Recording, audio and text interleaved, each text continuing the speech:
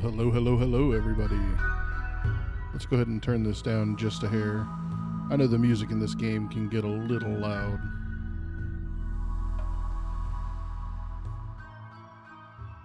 Alright, now, I know, I'm a horrible streamer. Here, even listed on my page, it says in clear, bold letters that I will not be starting my stream for another 20 minutes. However, duty calls, and I, as a streamer, am going to have to wake up at stupid 30 in the morning to do other things for, you know, that real job that actually keeps the lights on and pays the bills. So, I'm going to be starting a bit early, because I'm probably going to cut out just a little bit early so I can get some sleep, so that I can get up and do some more video broadcast stuff in the morning. Unfortunately, you guys won't necessarily be privy to that. However, that doesn't necessarily mean that I won't be thinking of you guys while I'm sitting there working. So, now, tonight, I wanted to just sit and chill out and relax. And I know to some people that this is the opposite of a relaxing game. But as somebody who cut their teeth on strategy games, this is the kind of game that I can sit and play for hours and hours and hours and hours and hours. And it almost makes me zen. Now, I do want to clarify. I'm not going to stream with any mods, at least not at this time. Not for my first playthrough on stream. Now, the reason for this is because I like people to have a good idea, if they're watching for the first time, of what the game is actually like. And if I come over here and I click on this mod list, do you see this list, guys? Do you see this incredibly huge list of mods? Of course, for someone who plays Rimworld, this is actually pretty calm and not a whole lot of mods. So, if someone tunes into my stream for the very first time, having never seen the game before, I don't want them to see all of this content and buy the game and assume that they're getting something completely and totally different. Nazareth, dude, how's it going? Welcome back. Good to see you. But yeah, guys, I really don't want to see, you know, I've seen a lot of people have this trouble with other games that are very mod heavy, including Fallout 4, including this game. If you play it with mods, everyone needs to be aware that they may be watching somebody who's playing with mods. Otherwise, you run into that scenario where the people don't know what's going on. And that doesn't generally bode well with everyone. So, what we're trying to do here is we are trying to make sure that everyone is aware of what's going on and that everyone's on the same page.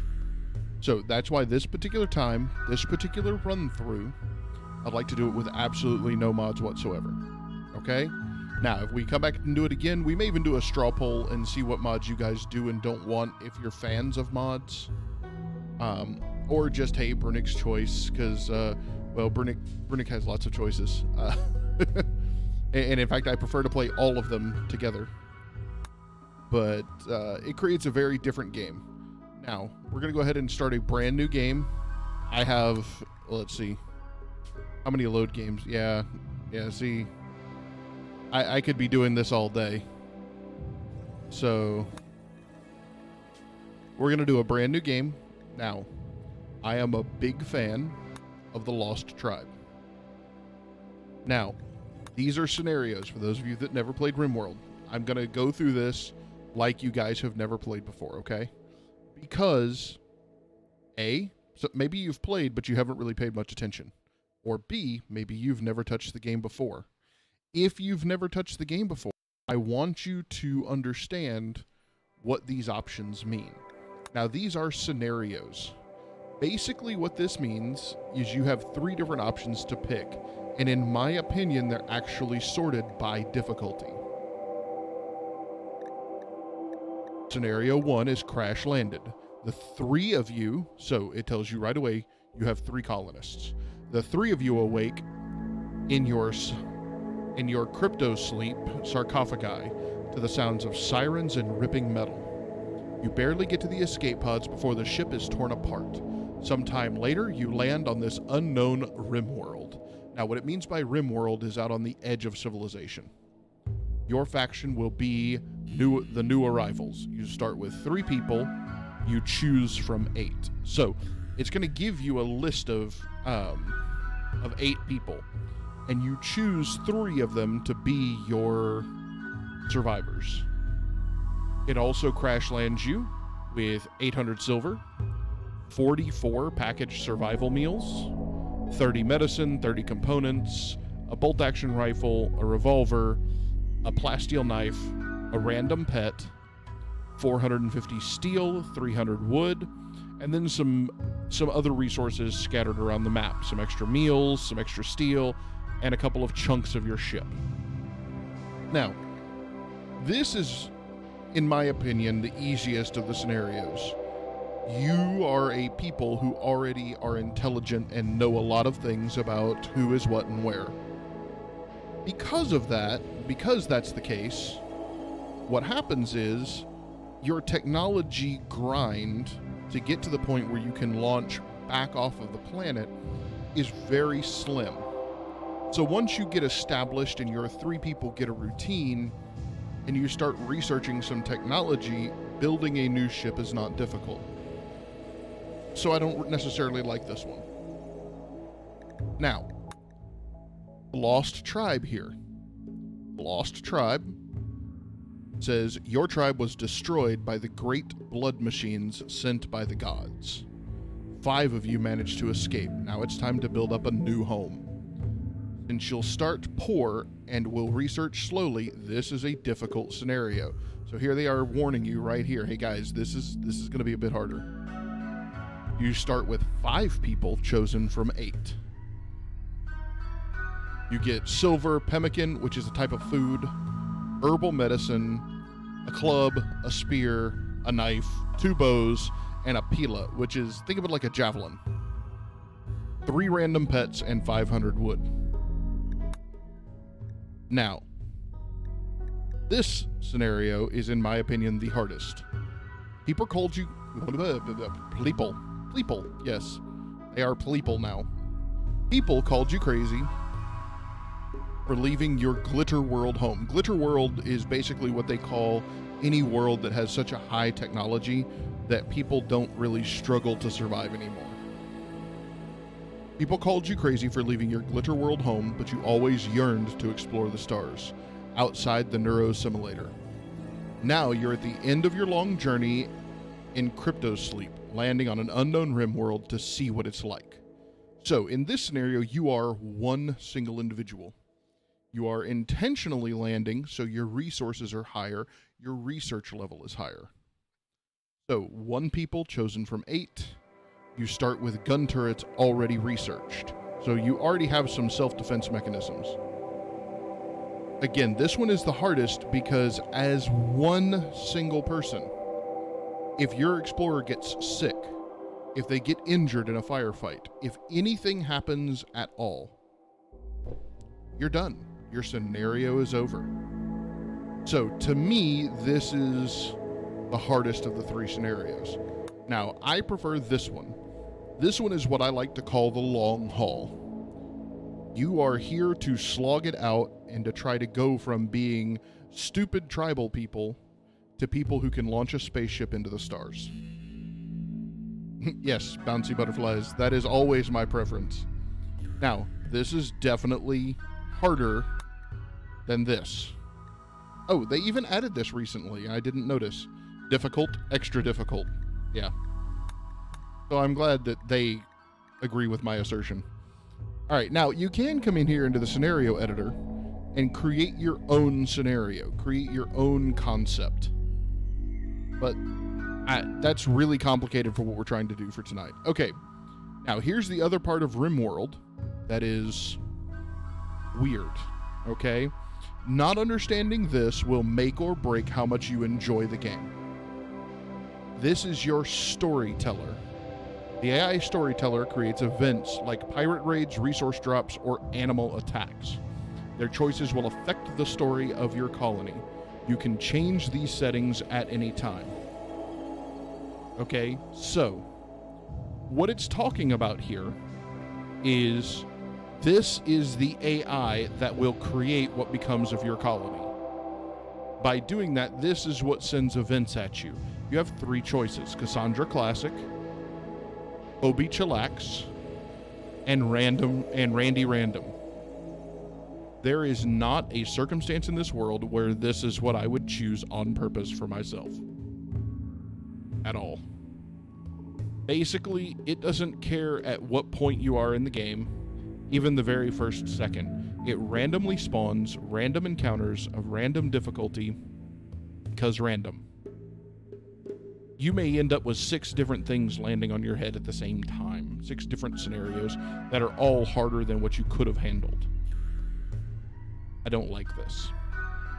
Now, Phobie Chillax, if you are wanting to just relax and play a pseudo survival simulator, this is the way to go. If you want a better, but because fewer things happen, that also means fewer things happen.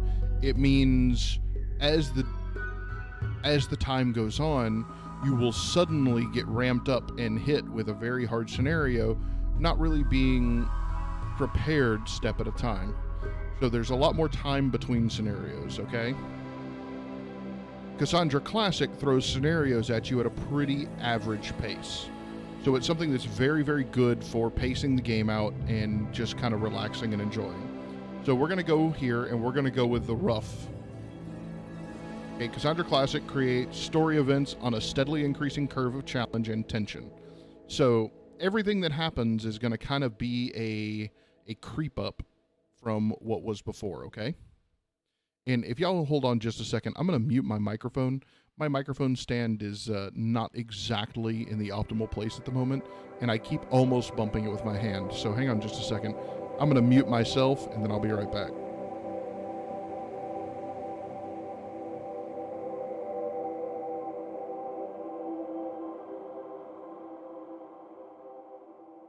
Okay, I am terribly sorry for that, guys. All right, so we're going to go ahead and go next. Now, create world. This is a random generated world, so you give it a seed. The Rock Biters. That sounds like a great seed. Or, you know, we'll go one even better. We'll go with my moniker, Brunic Rockbiter. Not plural. I am not 2 Rockbiters. All right, so global coverage. This is how much of the planet you expect the game to generate for you. 30% is average, 50% is half the planet, 100% is, well, exactly that. Now, it depends on how much of the planet you want to be able to see when you make your choice. If you have the CPU capable, 100% is always best. I'm going to go with 50% because I've never built one streaming, and I don't honestly know how long it'll take. So we're going to go this way. On your overall rainfall, this does exactly what you would expect it to do, okay, guys? You can ramp up how much rainfall happens on the map, which of course will increase rainforests. It'll increase how much ocean, lake, and things like that are, and it will decrease some of your mountains and some of your deserts and other biomes. Your overall temperature is exactly how it sounds. You can go all the way over here to low, and you're going to be on a very cold planet. I like normal so that you get a very Earth-like planet. You get hot on the equator, you get cold at the poles, and you overall get to make a choice of where it is that you want to go. So we're going to go ahead and have it generate this planet. Now, this could take just a minute. I'm actually going to go ahead and drop our little banner at the bottom.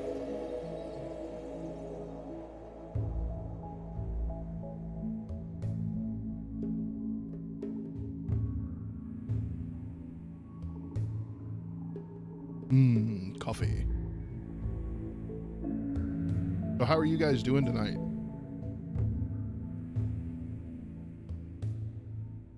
Besides you, Bouncy, I just saw you. I know how you're doing.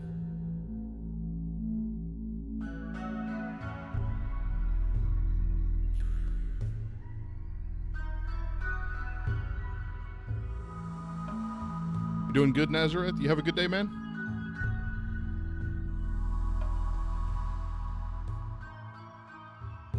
Yeah, see, this is what I was worried about. Okay, there we go. See, I'm glad we didn't go with the 100%, because that was kind of a long silence. And I really don't want for you guys to just kind of have to sit here and stare at my my ugly face. All right, so now, if you look at the map, whoops, I forget that you don't do it that way. Now, you'll notice that it goes dark on this side. That means we can't see over here. Okay? Now, we kind of get to choose anywhere we want on this map. You see the skulls. Those are obviously, those are absolutely obviously hostiles. Now, why we would even know this, I don't know. But that's okay. And then your different colors indicate different terrain types. You kind of zoom in, and here you have your temperate forests. Here you have your tropical rainforests. Now, I don't know if it says thick, moist jungle. Despite its visual beauty, this is a very dangerous biome. Choking overgrowth, aggressive animals, and constant disease are why some explorers call this the green hell. So, there's lots of food here. Ice World? You know, my preferred place to play 90% of the time is actually in the boreal forest, which is essentially just a very, very cold forest. Now, I also like playing in the mountains instead of out in the open. It's just kind of my preference. But let's see what this piece of terrain looks like. So we're gonna choose this chunk right here. That puts us near some bad guys. We're near some warmer temperatures if we need to abandon. We're near some people who will potentially want to trade with us. All right, so let's look at our terrain. Mountainous terrain. Yes, that is what I prefer. Limestone and slate are our stone types. That really only affects you if you have very specific things you prefer, or if it's only like sandstone. Yeah. Now, average disease frequency, 1.2 per year. Now, if we come down here and look at the rainforest, I think this is it. Tropical swamp, tropical rainforest, 2.0 per year. So you have almost double the disease frequency. And it changes based on where you are. Now, where were we?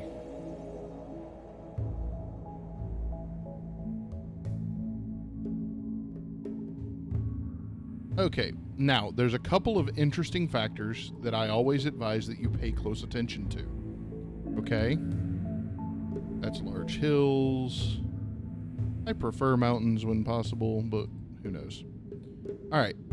We'll check some of these over here, even though we'll be closer to bad guys. See, now this is impassable terrain. Now, there is a mod that will make these visible and make it where you can settle on them, but I do not recommend you trying to do so. Let's check over here. Mountains. Okay, now, average temperature is 6 degrees Celsius. Oh, I haven't switched this to Fahrenheit. Oh. I don't think I can do that from here either. Well, that's going to be a bit of a problem because this Texan does not speak Celsius. But your average yearly temperature is going to be, that's probably 40 degrees, I would guess, 45. So cold. Winter temperatures get well below freezing. Summer temperatures get pretty warm. Now, growing period. Half of the year, you can grow crops, 30 out of 60 days of the year. This is important This tells you when you can and can't grow crops. You do not want, well, unless you're just really brave, you come over to some of these places where it's tundra and you get 10 days, 0 days, and things get really, really nasty. Okay, 30 days is actually quite pleasant. So I think we're going to go ahead and go with this right here and stick to this. We're a decent distance from everything, but there is a road here. So that's going to help us out some. All right, so I like going over to advanced as well, and I like making the map just a little bit bigger. So we're going to go ahead and go to next. Now, I have heard of some people who go up to like these larger block sizes and that have some significant issues with the game crashing once they get a decent sized base going. Now, here we're going to pick our 5 tribals. Now, you are not stuck with the 8 people that it provides for you here. Okay? For instance, some of these people are going to be absolute garbage and useless people. Okay? If they're bothering you that badly, there's this nice little randomize button. I don't like what that person was. Okay, here we go. Left arm has a scratch scar. Basically what that means is it has fewer hit points. Your right arm has a bite scar. Again, just fewer hit points. More likely to get hurt on their arms, on their left arm and their right leg. No ability to shoot whatsoever. No hand-eye coordination for that. Decent in melee. Low social skills. Pretty decent with animals. Horrible with medicine. Horrible with cooking. Pretty bad with construction and growing and mining. Isn't very good at art, but this flame right here indicates that they are very passionate about it and love doing it. So somebody who has a low skill on something and passion can learn it pretty quick. Bad crafting, mediocre intellectual or researching skill, but has some passion for it and so can do better. So this isn't necessarily a bad... This person has some weaknesses and some strengths. It would be good to cover some other stuff for other people. Okay, let's go check our next person. Oh, and also, this section is important. Incapable of nothing. Traits. Too smart. Exactly what it says. They're too smart for their own good, so sometimes people don't like them. Brawler. They prefer to fight with their fists instead of with a gun. And they're interested in chemicals, so they would be happy with drugs. They would be happy with other things. And anything you see here, there's a complete opposite to, by the way. Okay, let's check out Panda, our scout. And I actually am probably going to name this after some of you guys. Or name some of these people after some of the people in chat, because, well, that sounds like fun. Alright, so. Alright, asthma is okay. It makes them slow down a bit, but it's not necessarily the worst thing in the world. Now, what is absolutely horrible is this person has no skills whatsoever, except in melee combat and in crafting. So we may come back and randomize this person. Dorna. Malnutrition. So they're going to be hungry right off the bat. They're not capable of being social. So that doesn't mean they can't talk to other people. What it means is they can't do the kinds of social behaviors that you would need for someone to do in a camp. So they're not capable of making deals. They're not capable of dealing with prisoners or dealing with trials and things like that. So this person is kind of okay at shooting, but they have a lot of passion for it, so they might get really good, especially if we make them a hunter. They're bad at melee, that's fine. They're bad with animals, that's fine. They're bad at medicine, again, that's fine. They're kind of bad at cooking. At construction. They're not too bad at growing. So we can give them some tasks to grow. Mining. Here is where their passion really is, and this is a great thing to have somebody that can do, especially if you're in mountainous terrain. I'm going to need somebody to carve out a hole in a mountain. Artistic. They cannot do the arts at all. Crafting, they're horrible at, and they're not very good at researching new things. That's fine. And they're not... The only thing they're not capable of is social, and they're an optimist. That's kind of interesting. All right. This is an interesting person. Decent at construction, decent at mining, pretty darn good in melee. They're considered a hard worker and psychically hypersensitive. Okay, so as psychic attacks and psychic soothes come through, they'll be more susceptible. So decent at mining, decent at construction, kind of growing, but with some passion. This person might be worth holding on to. Moose, the lore keeper. Slowpoke. Whoops. So they're like bouncy. They move at a slow pace.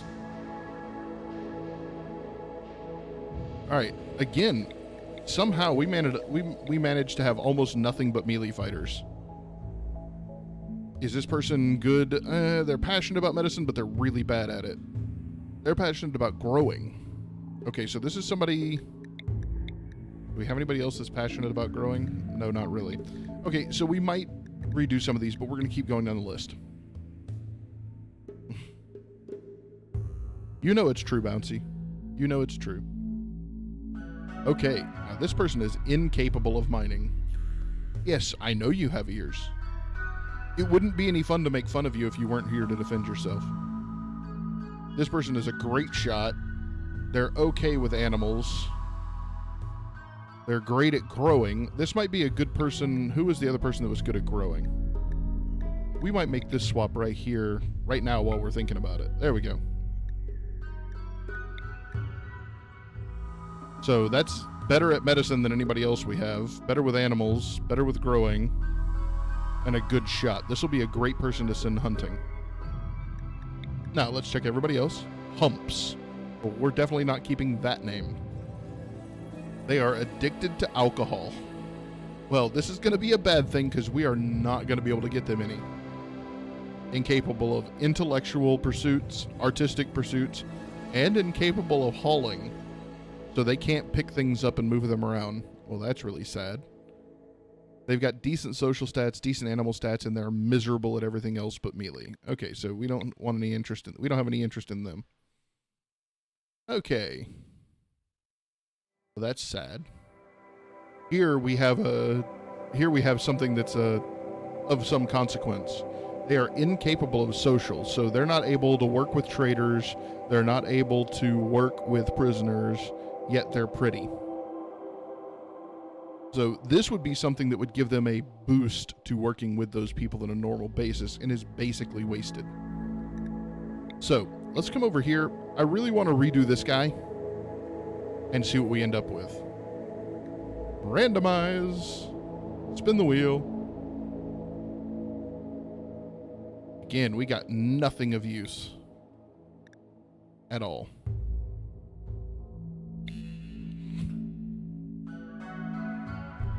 Sounds like lady. You gotta learn to spell that right, though.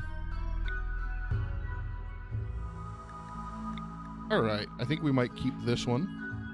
They're decent at shooting. They're very neurotic. So they work really hard, but they have a good chance of going crazy. They're steadfast, so they have a harder chance of going crazy. That's an interesting combination of the two.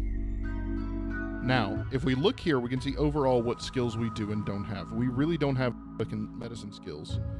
And our intellectual skills, for how much intellectual we're going to need, we're in trouble.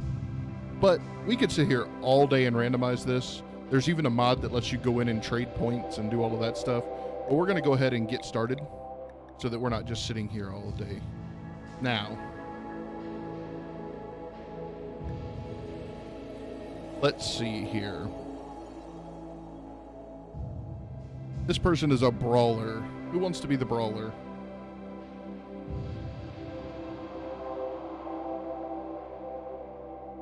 Anybody?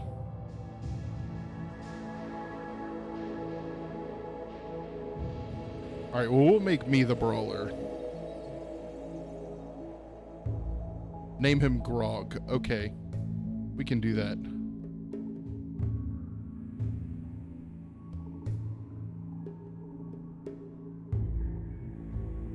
Now, for those of you who are not aware, Grog Strongjaw is a character from Critical Role, which is a big D&D podcast and YouTube show, and even a Twitch show. If you are on Twitch on Thursday night, you have probably seen Critical Role, because they pretty much command Thursday nights to themselves. All right. Now, we have somebody who likes to dig, and it's a female. So we're going to go ahead and call this one Bouncy. Yeah, there we go.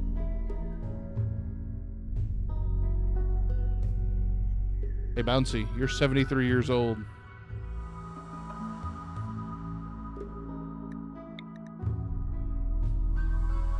All right, we have another female here.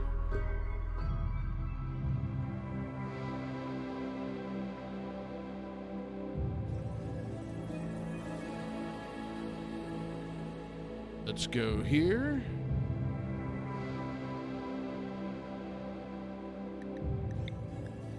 All right.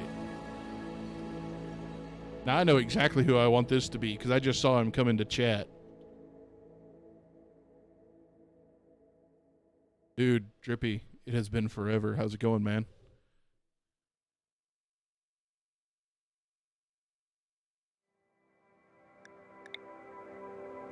All right. And because he said stuff, we're going to throw Nazareth in here as well.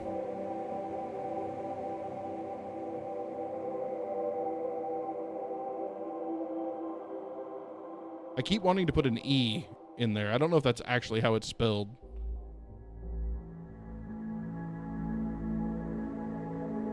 All right. So we have Grog, we have Bouncy, we have Freno, we have Drippy, and we have Nazareth. So let's go ahead and get our colony started here.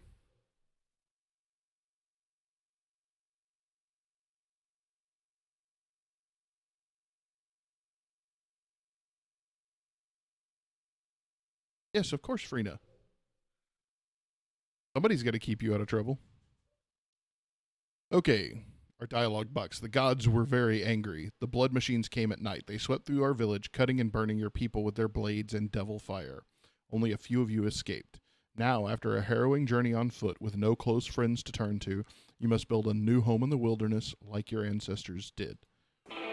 Okay, so right off the bat, we're going to go ahead and pause the game, which you can do easily with the spacebar in this game. That's half the fun. Now, we've got a ton of interface here. We've got a ton of things to see here, and we've got things that we don't know anything about here. Now, first, let's check on our animals. We have a Yorkshire Terrier, which makes me very sad because they're almost useless creatures. A Labrador Retriever, which makes me very happy, and a Red Fox, which is actually okay. Now, why things are good or bad is based on what they're capable of learning and doing. Okay?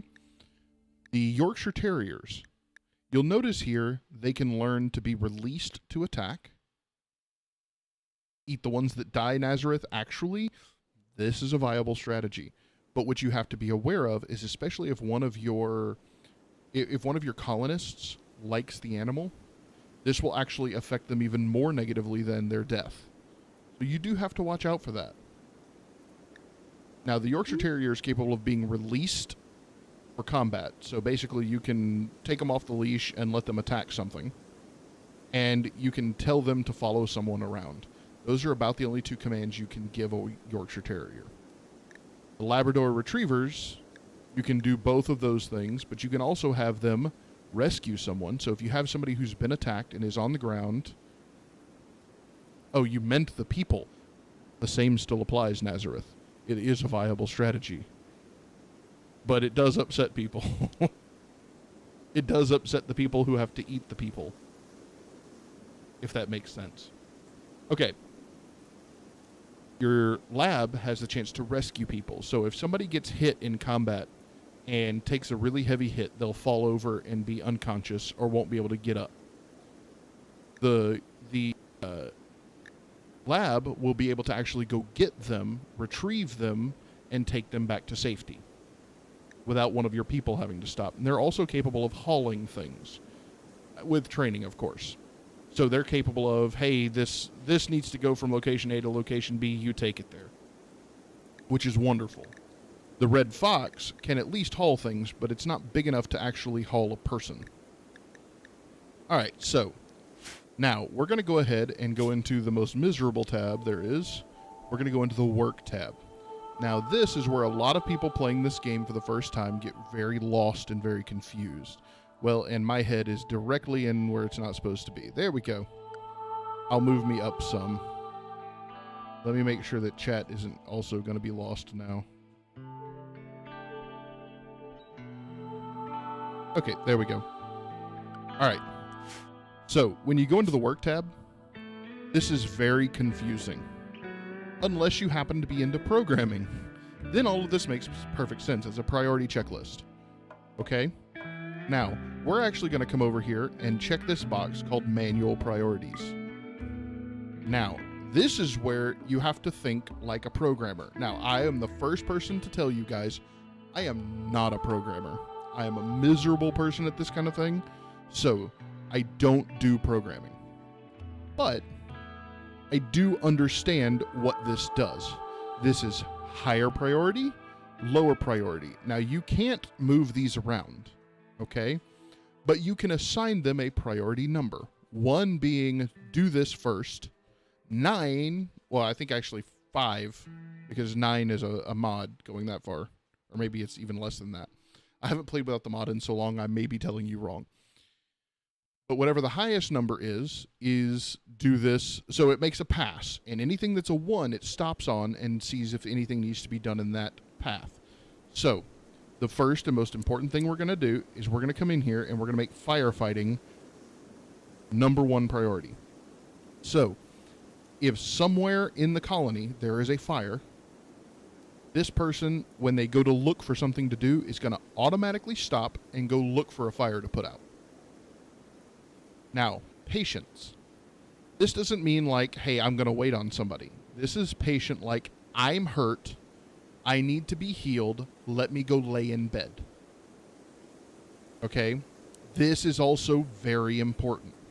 Now, the reason this is important is because if your colonist gets sick or hurt, you want them to go take care of themselves.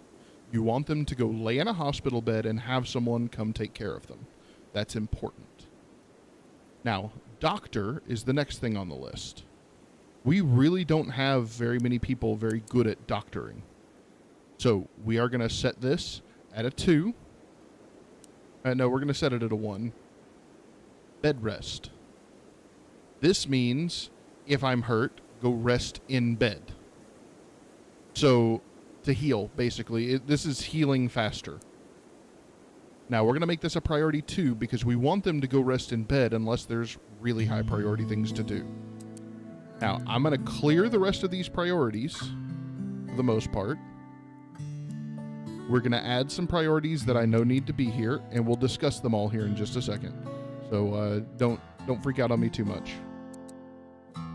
Now, I'm going to copy this basic template that we have here, and I'm going to paste it all the way down the line. Now, you notice these red boxes here. This means these people really ought not do this, and I agree.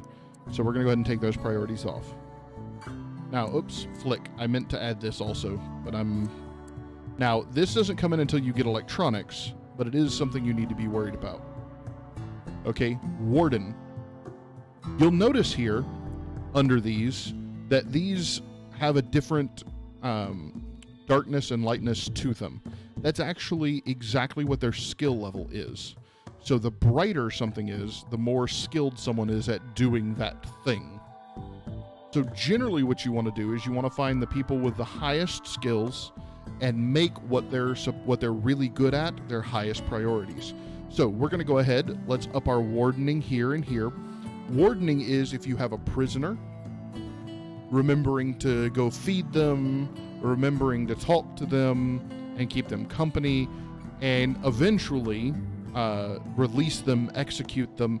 It's the person in charge of all of those things. And just for giggles, we're going to put Grog Strongjaw in charge of being the warden. Okay? Animal handling. This is who's going to train the animals. Okay, now you can give everybody this right, but I like to give it to one single person at a high priority. Cooking. We've got to pick a cook. Okay, and looking at this, everybody kind of has the same skills, but this person is a little more passionate about it than everybody else and has a slightly higher skill. That would be Bouncy. So Bouncy is going to be our chef. Okay? Now, hunting. We're going to put this at a priority 2 here because, remember, it's going to make a pass. Yes, you love to cook. Actually, we can put this at a 1. It's going to make a pass and go, do I need to fight fires? No. Do I need to be a patient and have a doctor do something to me? No. Do I need to doctor somebody? No. Okay, this is 2 and we haven't gotten done with 1 yet. Do I need to flick a switch? No. I don't do this, I don't do this. Do I need to cook? Yes or no? Do I need to hunt? Yes or no? And it's going to keep going on and on like that. So now, we're going to put construct at a 3. We want them to be able to build things, but we want it to be kind of low on the list. We're not going to give them the right to grow anything. Mining is also going to be high on this person's priority list. So yeah, I think I am going to put hunting at a 2, because if there's mining to be done, I want them to do it first. Smithing, tailoring, crafting, I want to hold off on these, because really, it's going to be a while. We're basic tribals here. The best we're going to be able to do is, like, make parkas. Okay? Now, we're going to go back down, and I'm going to go through this list now. And if you have any questions about who I assign to what and why, let me know, okay? So, here we go. Mining. We're good there. Hunt. We want this person to hunt all the time if possible. So, we're going to take them off of mining and make them grow things.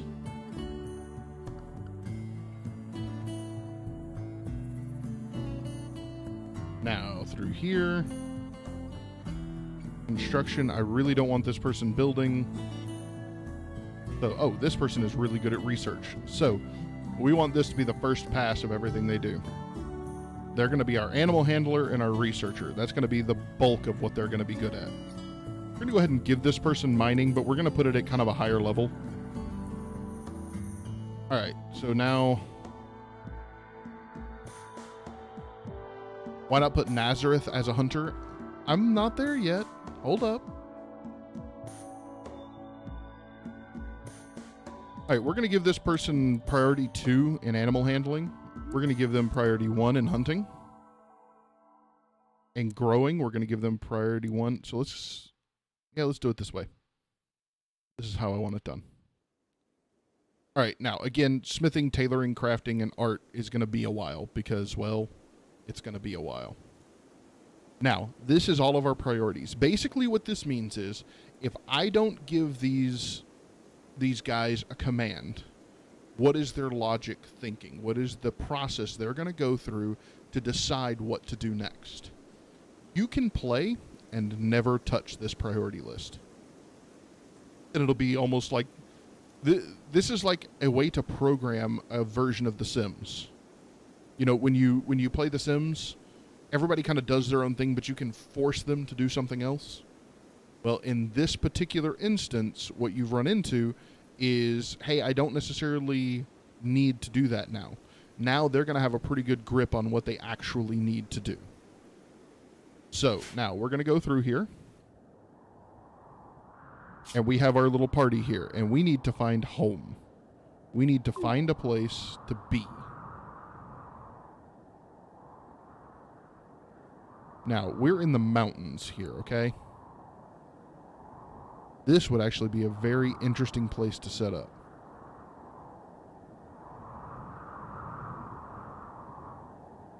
So, I think that's actually what we're going to do.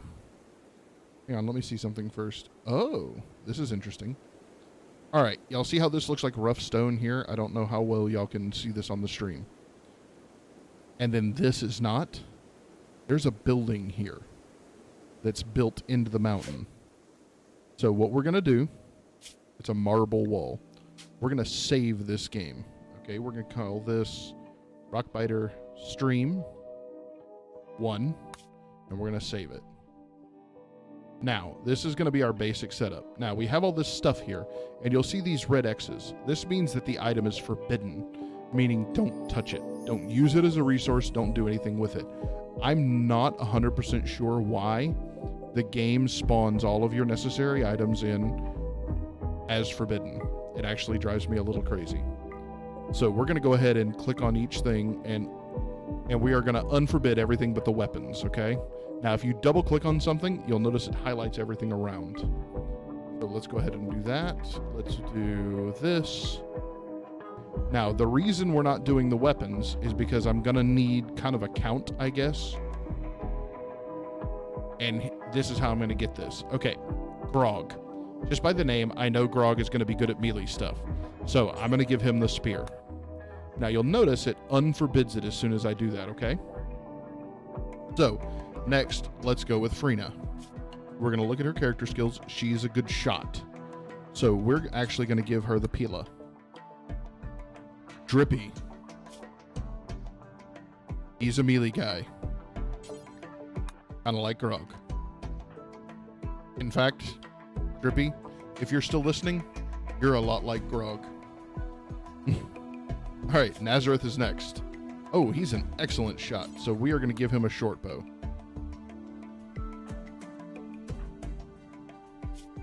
And then we have Bouncy, who we're also going to give another short bow.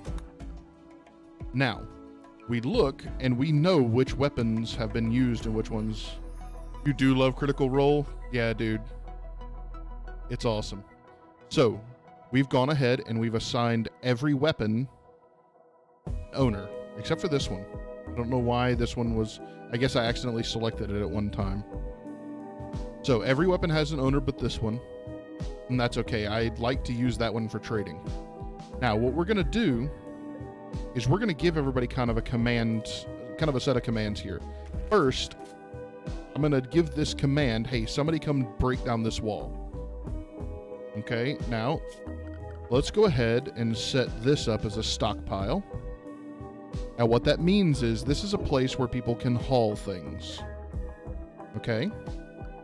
So, now we're going to harvest anything that can be harvested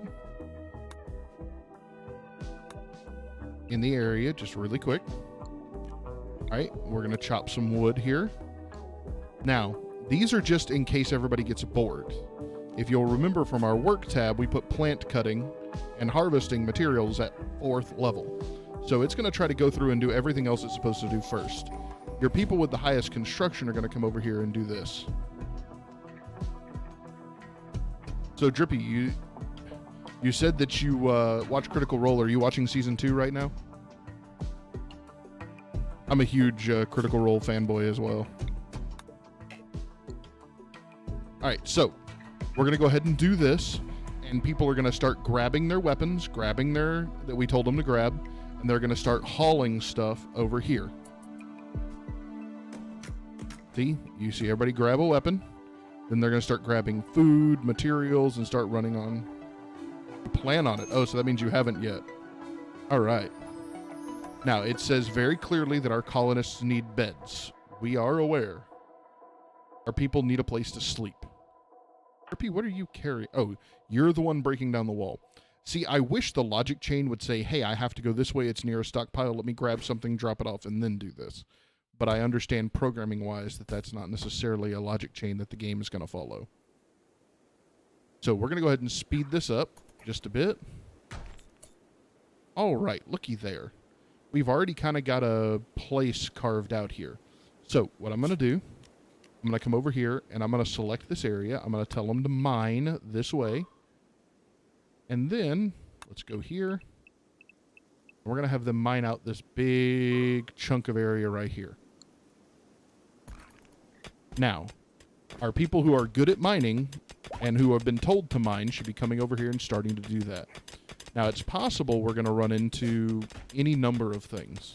But this is going to give us a place. Let's go ahead and create a door. Let's do a steel door because, well, whoops, not there. Now, we basically said, hey, we want a blueprint for a steel door to be right here. So that's going to kind of close in this area. Now, we do need to also tell them, because I don't like my stuff getting wet, because it ruins things. We're going to tell them to build an area of roof. That way, everything that's in our stockpile isn't just sitting out in the open. There we go. Now, we need to set up an area that is a dumping stockpile. A dumping stockpile is for rocks and other materials that nobody needs. Now, y'all haul that over there, and there we go.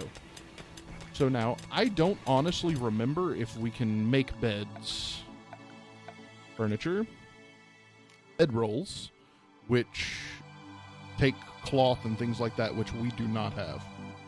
So no, we currently cannot make any kind of bedroll or anything like that. So this very first place that we get here is going to be a very primitive home where we are going to start building things and doing things. So I'm going to go ahead and we're going to start with our walls here and a regular wooden door. Oops, I did not mean that.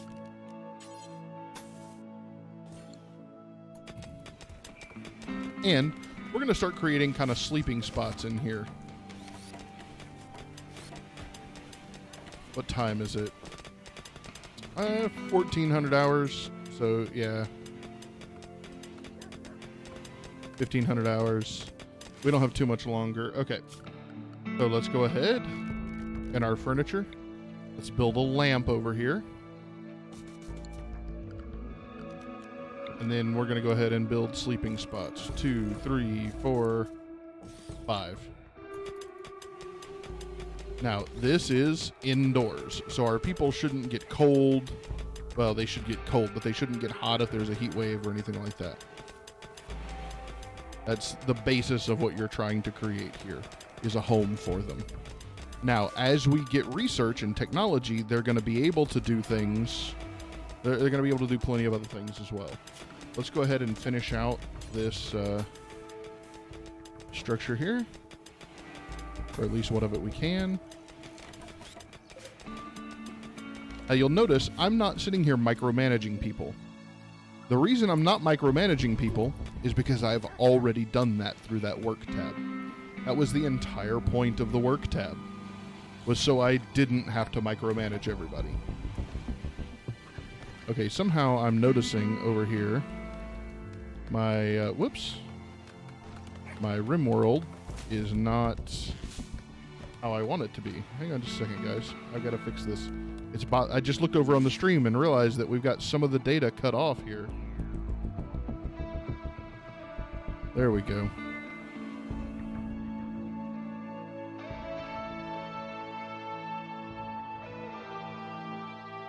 Okay. That makes me feel so much better. I'm sorry. Okay, and while I was doing that, everybody went to sleep. Now, while they're sleeping and there's not a whole lot we can do, we're going to go look at their needs. Extremely low expectations. This basically just means they didn't expect to survive. They're happy that things happen. You'll see their mood over here.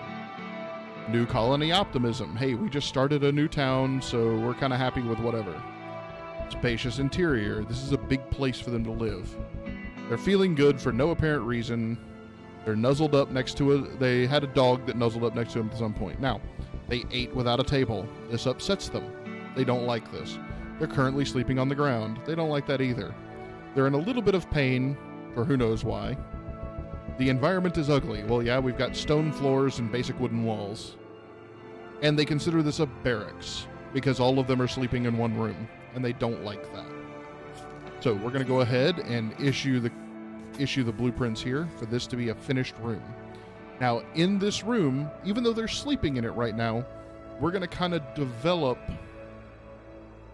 how to say it. We're going to set this room up to be kind of a workshop. Even though they're currently using it for sleeping, we want it to become a workshop. Ooh, they left all this out in the weather. Now, we are going to need to get some food. What do we have for options around here? Oh, caribou. Caribou are great options.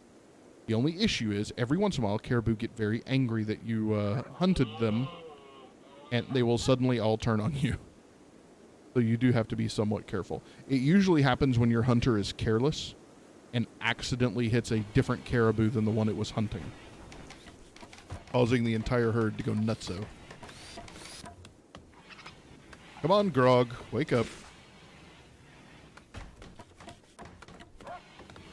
All right, there we go. Now we're going to go over to Architect. We're going to go to Production. We are going to create a butcher's table. We are going to create a fueled stove, which basically means they've got to put some kind of fuel in it for it to function. And we are going to create a simple research bench. These are kind of your 3 basic essentials of life. Okay? Now somebody should be by shortly to build all of these things. Thankfully, we got some steel earlier from over here, so it's not a problem for these to be built out. Now, we're going to go ahead through here. We're going to build us another building. I thought I had that one at 10. I did not. I am now sad. You think Grog drank too much last night? That's very possible. That would be a very Grog thing to do. And so you see Bouncy over here bringing stuff and Drippy over here bringing stuff. They're both capable of construction. But Bouncy stopped to mine. If we come over here and look at the work tab, Bouncy, mining is set at a 1, construction is set at a 3. So if there's mining to do, they'll stop constructing things.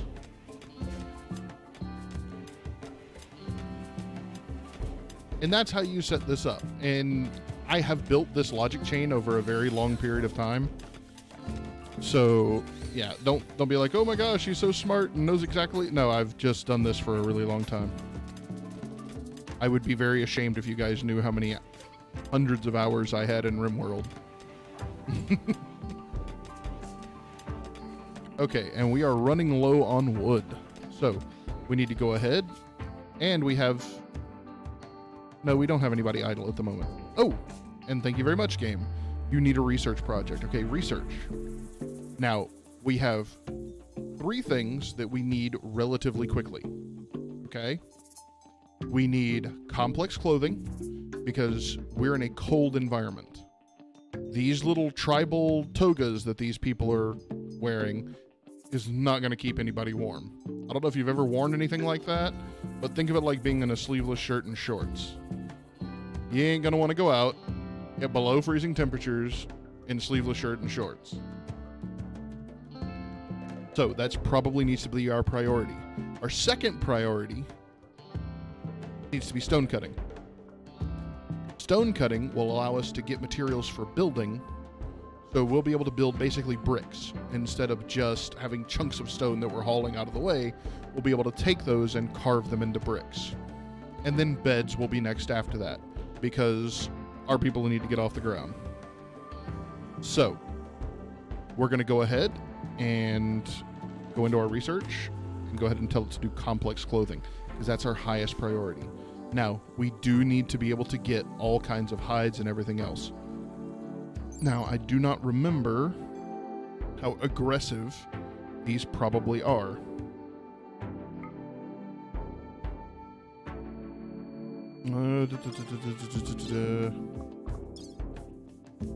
It doesn't say.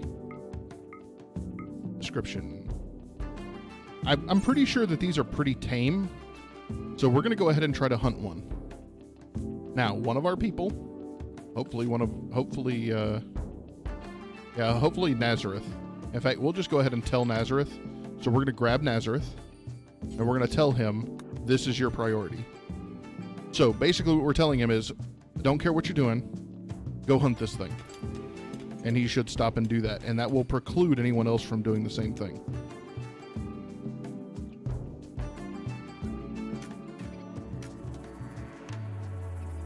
You know, Nazareth, I sent you because you're supposed to be the best shot. There you go. Now you'll notice he's running instead of fighting. Some animals will instantly turn and fight.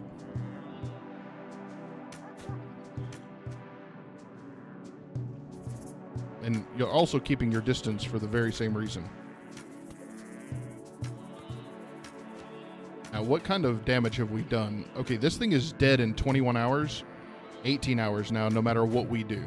It's gonna bleed to death. Yeah, Nazareth, me kill things.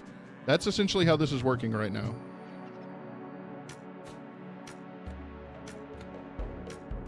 All right, so we're going to leave you to your task over here, and hopefully you'll get it somewhat complete. Now, you'll notice it's taking them a significantly longer time to mine this out. It's because what they're mining through is compact steel. Marble has 450 hit points for them to carve through. Compact steel has 1,500 hit points for them to carve through. So there's a bit of a difference. All right, now there's something I know we need to do here. Corpses, there we go. There we go. You finally brought the giant down. Now, how you're carrying that by yourself, I have no freaking idea. Because holy cow, that's 3 times your size. Me Nazareth. Me big man. All right, now we need to have somebody butcher this thing. Now, we have to come in here and we have to set up bills. Think of bills like, hey, these are jobs I need done at this station. So, your 2 available bills right now are butcher creature and make kibble. Think animal food. So we're going to say butcher creature. Okay. Now we have another programming style option here. Butcher creature, 1 time, do it this X number of times, which is 1, and that's it. Now this does not suffice for me. If a creature around and it's time to butcher, do it. Don't wait. Don't worry about it. Butcher the creature, do it forever. So anytime there is something to butcher, whoever's in charge of the table should go get the creature, butcher it at the table, and that should be the end of the conversation.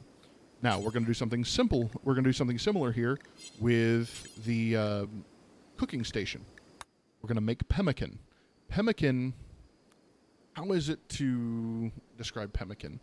Think of it like a big ball of grease that is supposed to be for long-term storage.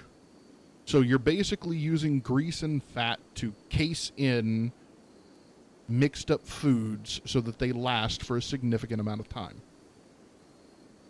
And that's basically what you do here. Now, pemmican takes vegetables or fruits and meats.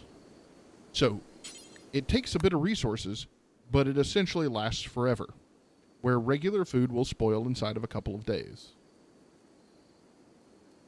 Okay?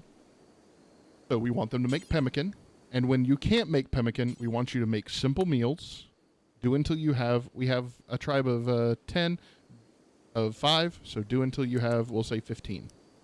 So now, just like everything else, we can drag these around if we want to.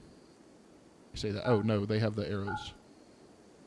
So we can say, if you're supposed to cook, make pemmican first, and make as much as you can possibly make. If you can't make pemmican because you're out of fruit and vegetables or out of meat, then make simple meals until you have 15 available. Then stop.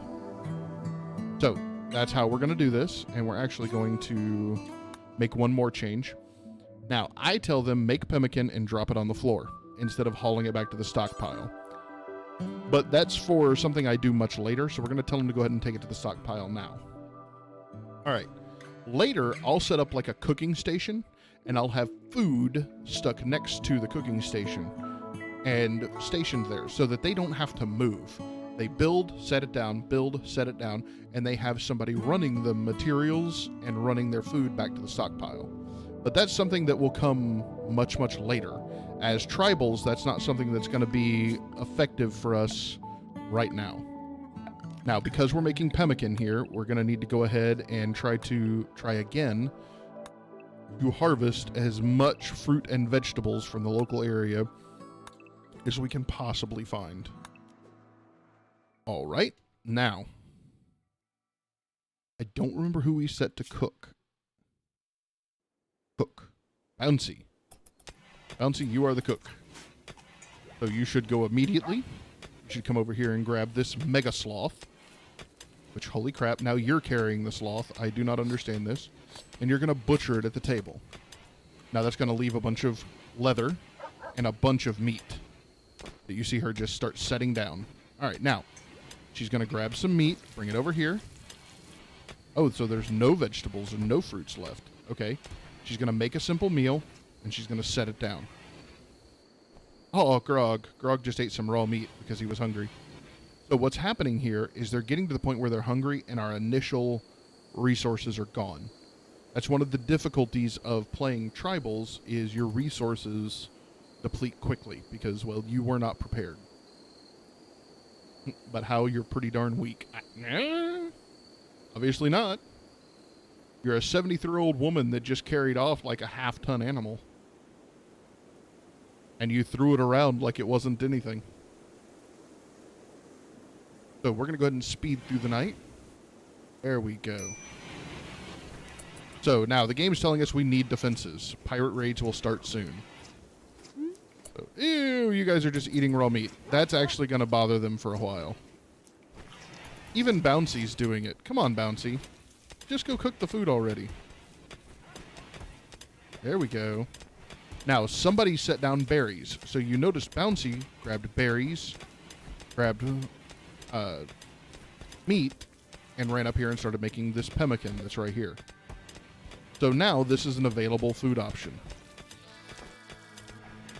There we go. She's making some progress now. Now, this is actually taking her a lot longer than I thought it would. So we're going to go ahead and pull my little trick here, okay? We're going to abuse the programming style nature of this game to make our character's life a little easier. Now, I created 2 one-square stockpiles. Now, I'm going to clear, this is a stockpile list. I'm going to clear this list. I want only meat in this square. And I want it here on the highest priority. So if there's meat to set down, send it here. I'm going to come here, I'm going to do the same thing, clear all, priority critical. If there is any vegetarian-based products, bring it here and set it here at the highest priority. Now we're going to come here, bills, pemmican, drop on the floor. Cook simple meals, drop on the floor. Now, what should happen, we're going to send Frina over here now. So we're going to have to wait just a second. All right, now, we're going to send Frina over here, haul this meat. Actually, we're going to tell her to haul this one. We're going to have Nazareth come over here and haul that. Now, they're going to bring them over here.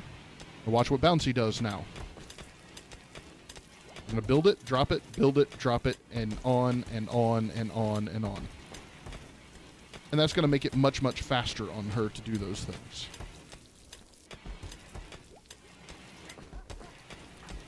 Now, yeah, you said y'all were hungry. You look at the needs over here. Where's the 8 raw food, -7 to your mood? Yeah, that'd make me kind of pissy too, guys.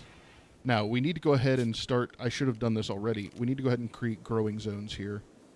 And we need to start growing food, or we're going to end up in some serious trouble. I prefer to plant rice, I think. I don't remember. I've modded this so much that I don't remember what's good and what's not. So, we are going to go ahead. Let's go ahead and do... I think it's rice. That harvests growing time 3 days. That's exactly what we need. All right, it grows quickly, it grows abundantly, it's just fine right here. Now, they're going to have to clear this land, which is fine. We need those resources anyway. We're going to create a second growing zone here. Right here. We're going to make this heal route. And then we're going to create a third growing zone. And we're going to make this cotton so that we can use it to build things. All right, now, you should notice that people start going out and doing things. Because, well, I told them to. Not in so many words. Now, where are we on wood? Our wood over here is 195. That's not a lot. But it is enough to do some of our basic structures so that this thing doesn't fall over. I really don't want it to fall over. No area revealed. Oh, it just opened up this little slot right here. That's fine. Visitors. A small group from South Onthianduia are visiting the colony. They seem to have a few items to trade. Okay, so we might be able to get some resources here. Hopefully this jade knife is good to sell and all that other stuff. Now, we need to figure out who's our most social person. We're going to come over here to work. We're going to come over here to Warden. It looks like Grog is our most social person. Well, we're screwed. Nope, it looks like it's Drippy. It looks like Drippy's a little more good with people. That's freaking scary, Drippy. Ah, there they are. So we're going to go ahead and tell Drippy to come over here and trade with these people. Now, let's see what they have. Steel simple helmet, but poor. Wake up, which is, think of it like a monster drink. Medicine, and packaged survival meals. You all talk good, Nazareth? No. No, you do not. 20 is talking good. The highest skill we have is 5. In fact, y'all are so bad at social skills that you don't realize that you're bad at social skills. So, and the social skills here, guys, affect the prices, okay? Red prices are a warning that you're getting gouged. Okay? So, we don't have anything to trade. We have a little bit of silver, but we don't have anything of interest, and they're not interested in buying anything we have, which is a shame. I'd have loved to have sold the Yorkshire, and I wouldn't have minded selling the Fox. Okay, well now Drippy's going to go back to bed.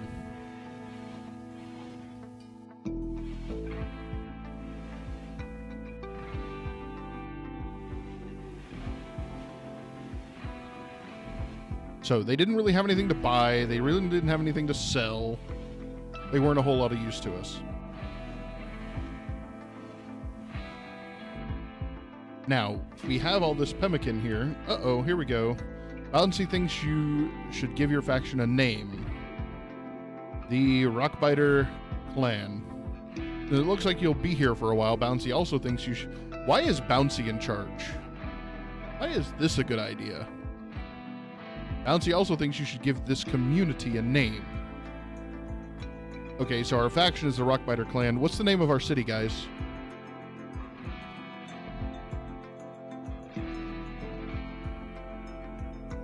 It's not a good idea. That's right. Anybody got a good idea for a name of our little town here?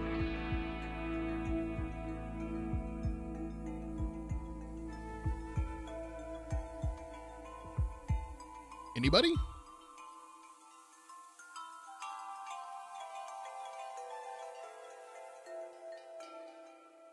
There. Will be the Rockbiter Estate. That sounds really formal and way more intelligent than I think we actually are. Maybe we'll confuse people. See, they'll come here expecting some formal estate and all these really intelligent people, and they'll be like, oh my god.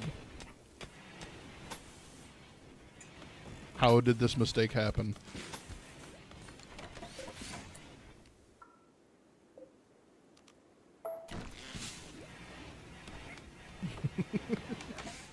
I know it's true, Bouncy. Alright, now we have a ton of wood laying here on the ground. Whoa!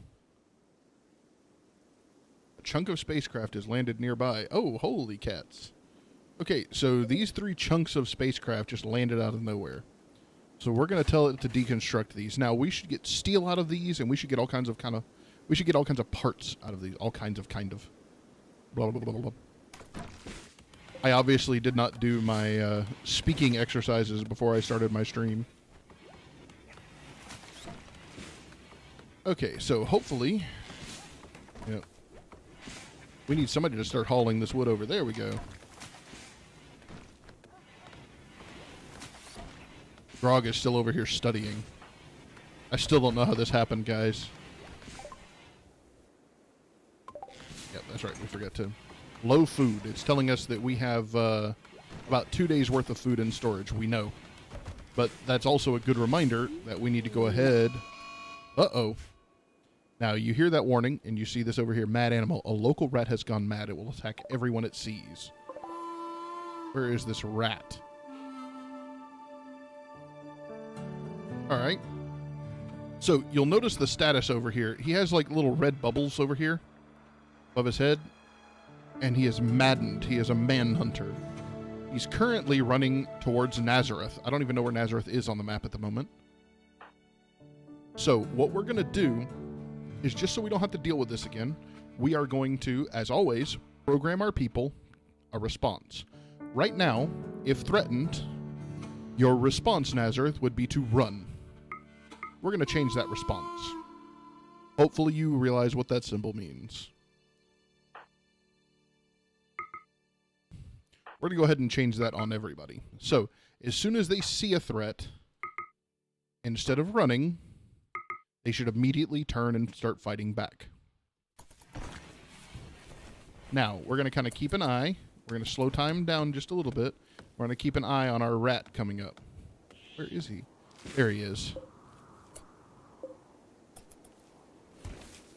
So now y'all should stop and fire. I'm going to go ahead and do this and this and this. Now, we've got a bow, and a javelin, basically. Really? I guess it's a rat. I guess that would be kind of hard to hit. But seriously? Y'all are horrible. Bad tribal people. The good thing is, we got some more meat. The bad thing is, we got some more meat. Okay. Let's go ahead and hunt a couple of these, because we need to, whoops, not, yes. We need to go ahead and start hunting some of these.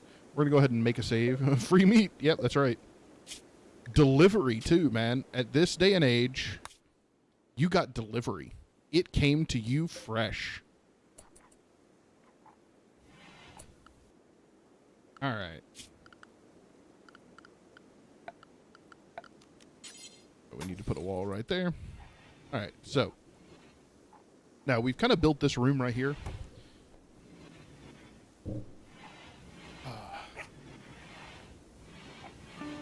And we're going to start putting people's beds in here, because that way this room is more utilitarian. So at least that's our goal. We want it to be a little more utilitarian.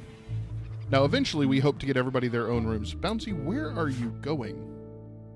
You're going to go hunt caribou this late at night. Oh, Freena's already out here. Well, I guess night hunting's not illegal, guys. Oh, Bouncy with the one shot to the head. And, of course, while it's laying there on the ground, you put, what was that, 10, 15 arrows into it while it was laying there? Come on, Bouncy. You got it in one shot from a distance, and then you couldn't finish it off. All right, so we're going to go ahead with our furniture here. We're going to create sleeping spots here. This should be a little better room for everybody. And then we're going to put torches here and here. That should help some. Now, once they wake up, we're going to destroy their little sleeping spots, which really aren't anything. There's no sheets here, no blankets here. It's just kind of a spot. Uh-oh. Spike. Heart attack. Oh, no. Spike has developed the heart attack condition. Okay. So what this means is this animal is sitting here dying from a heart attack. Now, I don't know that our doctoring is good enough to help. Nazareth is still awake. Okay, so Nazareth is running to try to doctor Spike as we speak. Heart attack, in pain. Treatment failed. Oh, wow. Try again. Defib. Oh. Spike has died because of a heart attack. Nazareth. Dude. Poor Spike. Oh, and that makes it so much worse, guys. Hey, Nazareth, that was your favorite pet.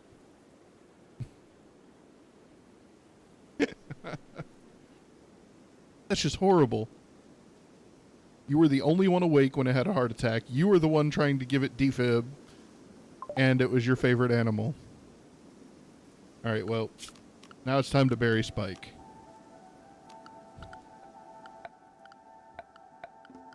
See if I can remember where that is. All right, we're going to give Spike a grave right here. Hopefully that will make you feel slightly better. The good news is Spike will no longer be eating our food. As sad and as tragic as that is.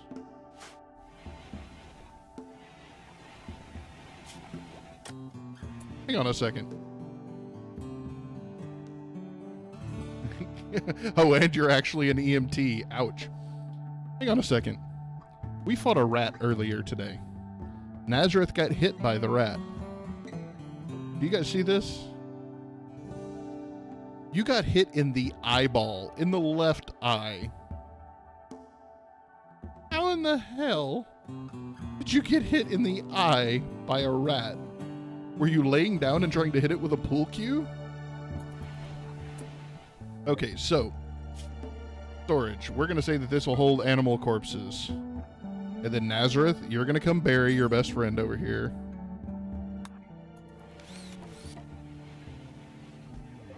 All right. So now your best friend is now in its grave appropriately. All right, Bouncy, you've slept long enough. Come on. You've got caribou to take care of.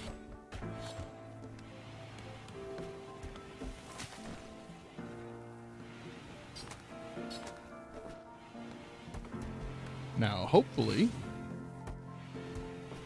Oh, nope, you don't have enough. So maybe we'll get some other stuff planted over here, and we'll get some people over here to clean these up, get us some more vegetables so we can get some more pemmican.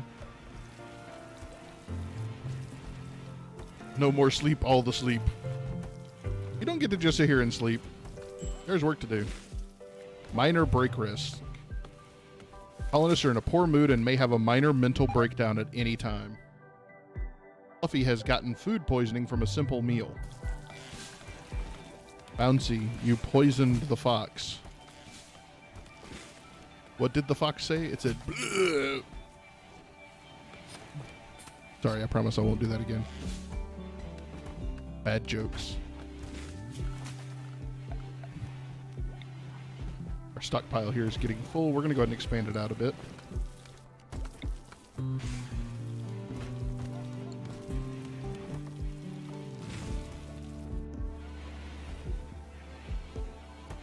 Now, hopefully, we're going to start getting some rice and some things.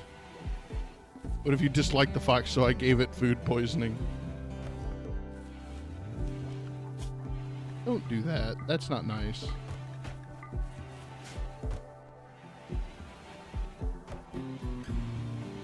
All right.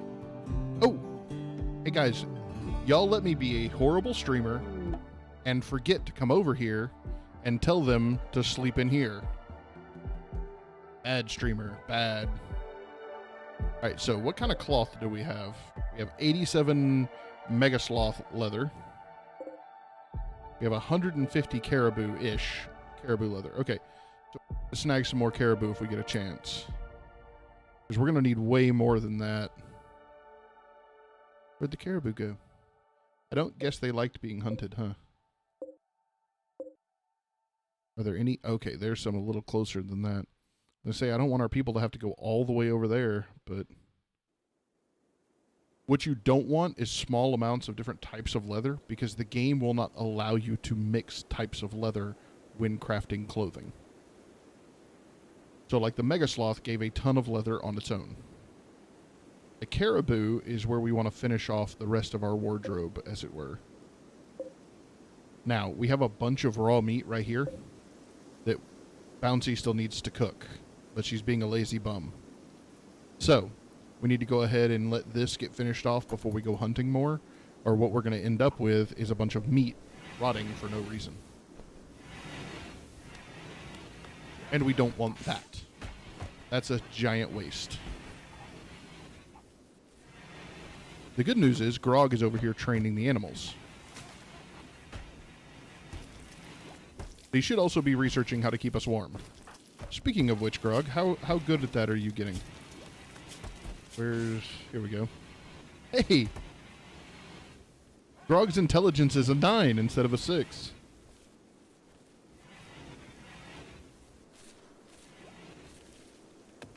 I'm sorry to all of you that are in here that have never seen Critical Role. I will continue to make stupid jokes at Grog. And I'm sorry that they won't be funny to you. But I highly recommend going and watching Critical Role. Even if you have to turn off my stream to do it. Oh, hey. Hey. Now, I'm going to start taking offense to this. Grog and Freena have come together and are now lovers. Grog is stepping up on my woman. I'm not okay with this. All right. So what we're going to do is we're going to go ahead and shut down our original plan, okay? Our original plan was to bring everybody in here. But the couple needs some privacy. As much as I'm against this, Grog. Furniture. Double bedroll. Now, this takes 90 cloth. The only thing we have 90 cloth in is caribou leather. That's not quite how that quote goes, Bouncy, but yeah.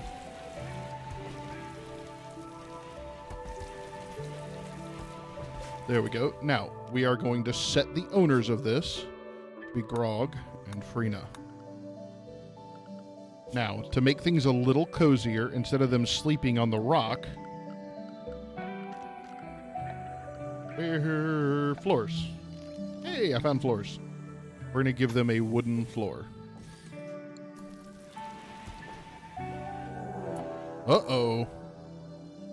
That means we're under attack by raiders. A group of pirates from the Shadow Knives has arrived nearby. They will prepare for a little while, then attack. Prepare a defense or attack them preemptively. Now, we hit jump to location. That's going to bring us over here. We have Erickson. Why do they get luxuries, Bouncy? Don't worry, y'all will all get them. They're just slow to show up. Now, this is a single person, it looks like, with a steel knife. Is fixing to walk into our camp. How good are they with this knife? They're not. Okay, so we're not necessarily too terribly worried. Free meat? No. Now, ideally, we can knock this person unconscious and use them as slave labor. Or sell them to the nearest pirate that comes by. But we'll see if we are lucky enough to knock them unconscious. If not, well, so be it. Hey, we can get more fruit here. Those are coming back quick.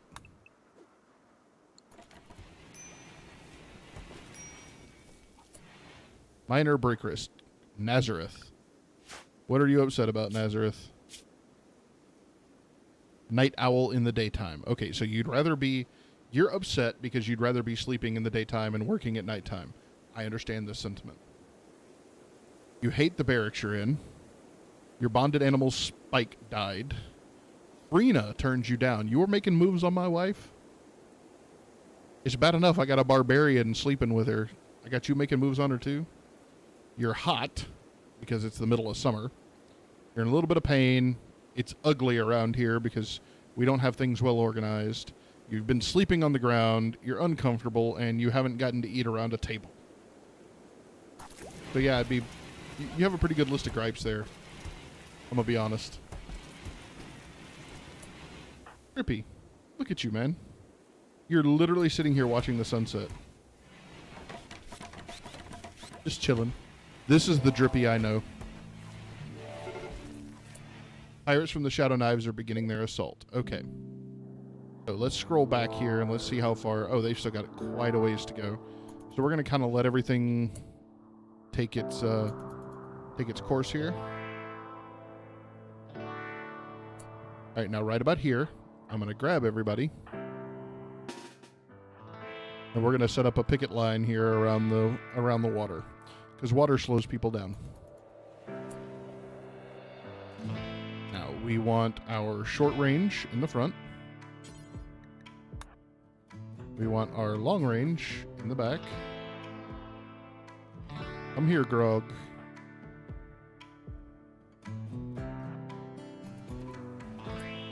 All right, now, Freena, you go here. Nazareth goes... Ah. There we go.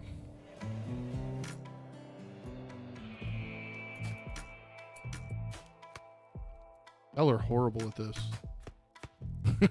Nazareth's like, hey, I work nights. That works. All right. So, now in melee combat with Grog and Drippy. And apparently Popeye is getting involved. Okay, now. We managed to knock this person unconscious and didn't take a hit for it, too. Nice job, guys. Now, they are unconscious on the ground. They've got a bruise, a spear stab, bites. Okay, so they're just kind of bleeding to death and laying on the ground and being like, I give up. They're in a lot of pain. But they're not unconscious or anything. Now, here's where we kind of have to decide, okay? We've got to decide if this person becomes our prisoner or not. Now, they have no social skills whatsoever. So our band of misfits might actually be able to convince them to join. If this skill were like 15, we'd be screwed. The question is, they don't really seem to have... Yeah, but they don't seem to have any skills that we necessarily need. So what I'm going to do is I'm going to follow the time-honored tradition of capturing my foes, healing them, feeding them, and as soon as they're healthy enough, I'm going to send them back to the enemy. Now, what this is going to do is the faction that sent her to attack us is actually going to be happy that we sent her back in one piece. But we are not going to let her have her medicine that she brought with her, or her steel, or her words, or her steel shiv. Okay, so we're going to go ahead and capture her. Let's create a sleeping spot. Let's put it over here. Let's put her a door right here. All right, who is our construction Drippy? I thought it was you. All right, I'm going to force you to work on the door here. Everybody else is just going to kind of stand guard.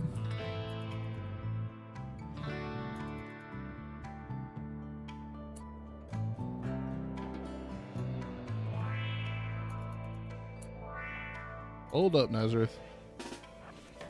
You come over here. Alright, so this we're going to set as 4 prisoners, and we're going to capture them. Now, the reason we use Nazareth is because we want Nazareth to come over here and try to heal her. Nope. There we go. So that she doesn't bleed to death. Hopefully.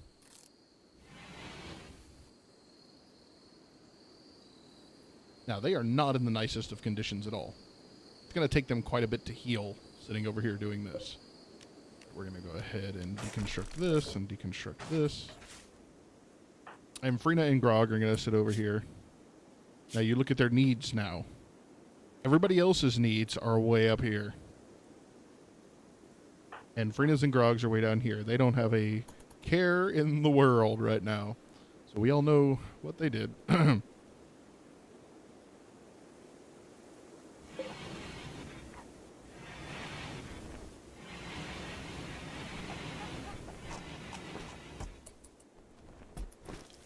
Alright, so. Okay, good. Somebody reached and grabbed all that and brought that in. So, and now Bouncy's back over here making pemmican. We're going to kind of check on their health, see how they're doing. They're not doing bad. They're healing, but slowly. Of course, their hospital bed is literally, you know, rock. All right.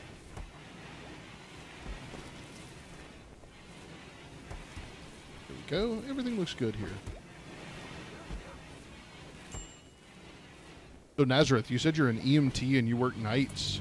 If you don't mind my asking, and you can tell me it's not my business and I promise I won't be offended, what part of the world? Well, everybody's just kind of sitting here doing their thing.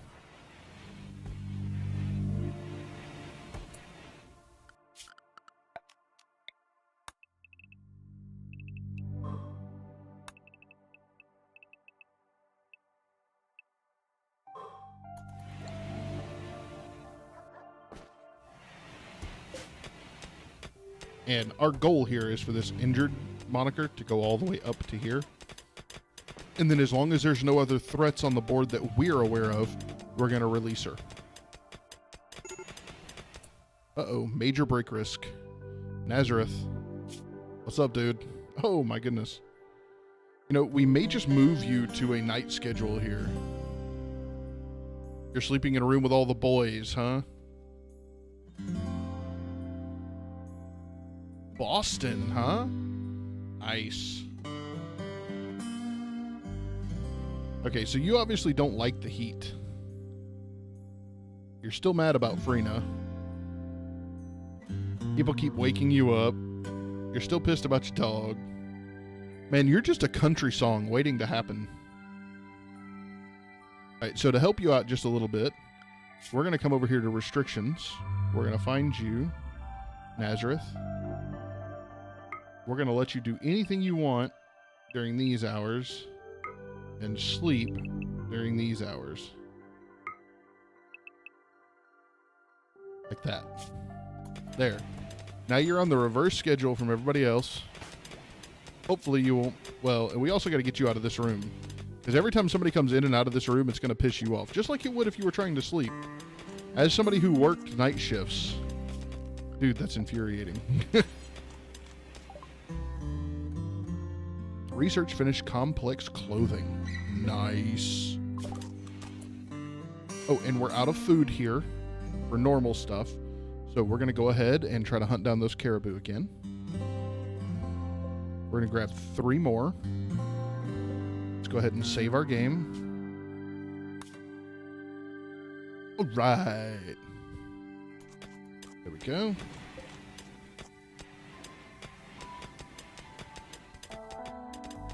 So where's Erickson at here? Not bad. Let's go ahead and try to haul these chunks out of here. If somebody gets a chance. So the first thing we're going to do is we're going to set Nazareth up in this room right here. So that Nazareth can have a little peace and quiet. Not having people run in while he's trying to sleep all the time.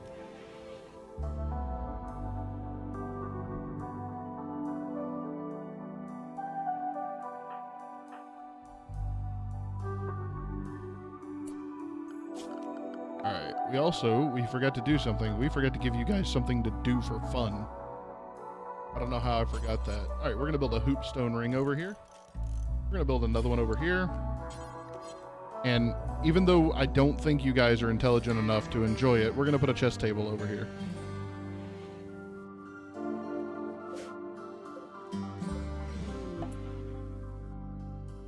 Escape pod.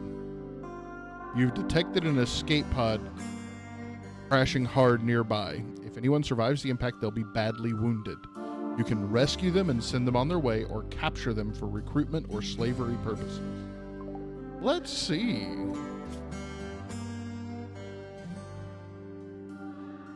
Wow.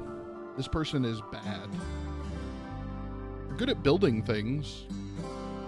They're okay at medicine. They're a decent shot, but otherwise they're not worth a whole lot. So what we're going to do is we're going to go ahead and we're going to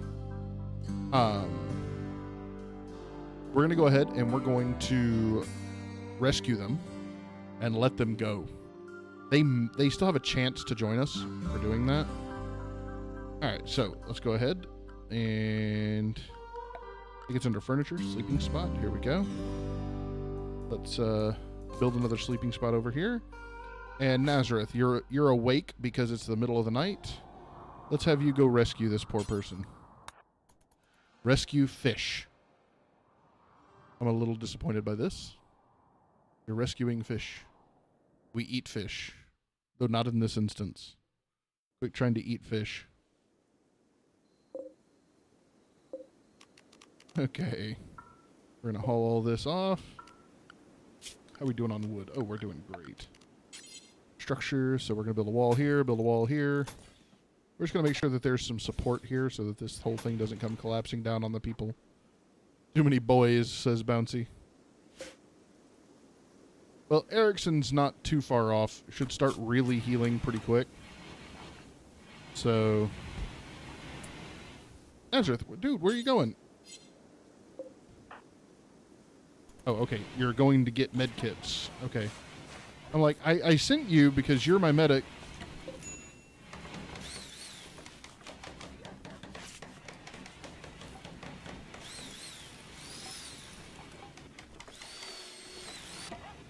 There we go.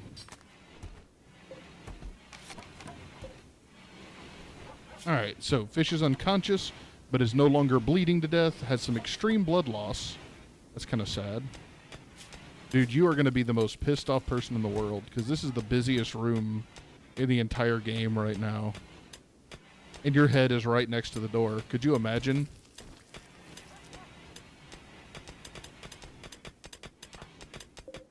That is just crazy. So, but at least you'll have a little bit of fun stuff to do over here now. Heat wave. Oh, everybody was complaining about that to begin with. Heat waves can kill quickly if people start getting heat stroke. Stay cool by building a cooler or getting deep under a mountain. Well, guess what we're doing? Now, the problem here is if they go outside in the middle of the day, people are still going to get hot. So we're actually going to do what we did with Nazareth, and we're going to flip everybody's schedule. So let's copy this and just paste it across the board. There we go. Now, everybody sleep during the day, which, hey, Nazareth, guess what? You're actually going to get some sleep now. Oh, well. Since you rescued him, Fish has joined your group. Darn, we actually kind of didn't want him, but that's okay. All right, so we're going to copy Bouncy here and deploy that out here. We're going to get rid of everything that he can't do. Actually a decent hunter, but I don't think he has a bow or anything. So we're going to take that off, but he's really good at it. Construction. I think that takes you off of construction. Nice. You really don't have anything else you're good at, but that'll mean you can haul and do things like that. And now I'm going to switch the priority on him for these. Oh, we should be good. That should be good. All right. Once he's up and functional, he should be very helpful. What are you doing?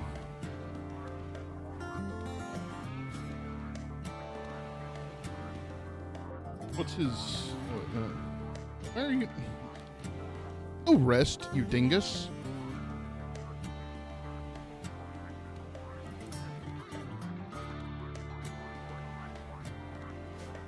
He's like barely able to stand. He's got severe blood loss. He's patched up like a freaking zombie. He's like, must work. I mean, Fish, dude, I appreciate it, but... Oh, that was the wrong button. Can we rename him now? I want to rename you. Hey, I can do that. What should we rename him to?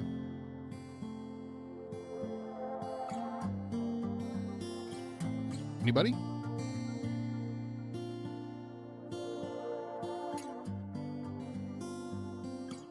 Sutern 33? If I said your name wrong, please correct me. Sutern 33, dude. You spoke up, so it's you now. There we go. Calling his new nickname as now Sutern 33. Rune isn't in here. I'm only naming it after people that are in here. Oh, hello. We struck gold, boys. Major break risk, Sutern. Dude, what are you doing? Go to sleep. All right, apparently indoors it's still pretty warm, so let's go ahead and let's build a passive cooler. Temperature, passive cooler. Release for right there, and another one for right here, and we should be good. All right, where's Erickson at? Okay, Erickson is healthy. Dude, get out of here. All right, release.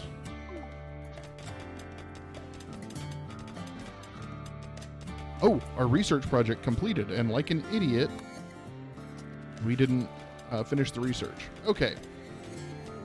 Oh. We got really close to bad on our structure size here.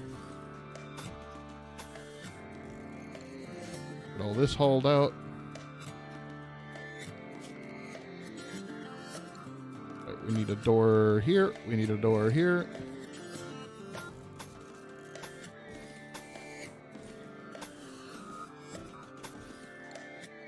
All right, there we go. So Souterrain, did I see that? Did I say that right? Oh, can you move your head? We can't see some of the info. Oh, yeah. Hang on. Let's see where best to put me.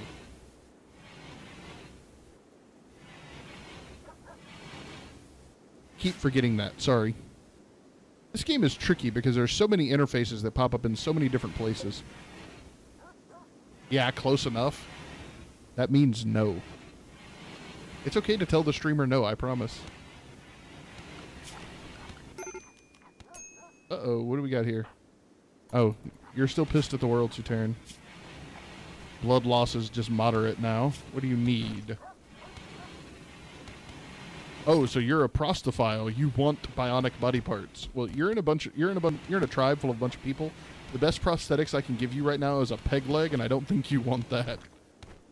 You're mad because you slipped on the ground. You're mad because it's an ugly environment. It's hot. This is an awful place to sleep.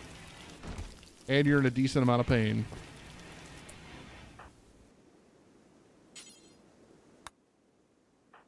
Oh, that's what happened. I wondered why you weren't building. It's because I came in here and made you not do construction. Let's put it on a 2 here. No, let's put it on a 3. So it'll be one of the last things you do. Upper right corner, you forgot to move chat. Chat's fine. Chat doesn't need to be in my right next to me. I think everybody can see that. This is my first time to really stream this, so... Or if it's not my first time to stream it, it's my first time to stream it in like 2 years. So I think I can be forgiven for my interface not being, you know, spot freaking on. Hey, Drippy, get your butt over here and make it cold in here. There. I really wish I'd have made this Fahrenheit instead of Celsius, because I think 32 degrees Celsius is still pretty hot. But I'm honestly not sure.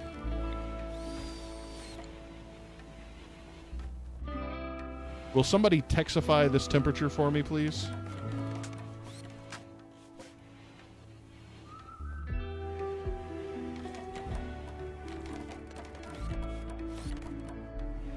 There we go.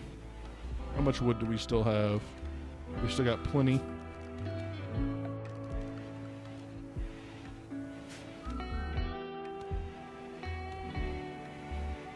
But we're going to go ahead and cut some more because orders.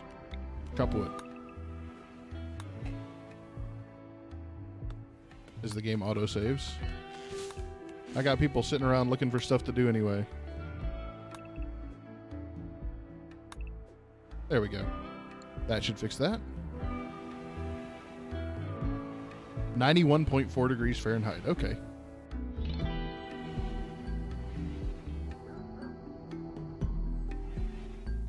So for a Texan, not too hot.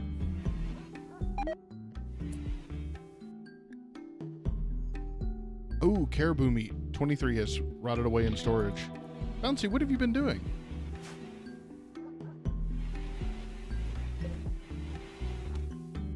Oh, we ran into an issue. See what it is from here. We have 14 of our food made, so she's only supposed to make 15, yet we still have a ton of meat laying around. So what we need her to do is to come over here. Is there any fruit or anything to... I forget how to do this. Harvest, there we go. Our rice looks like it's not far from harvest time. There we go. There you go, Bouncy. Now you're getting the swing of it.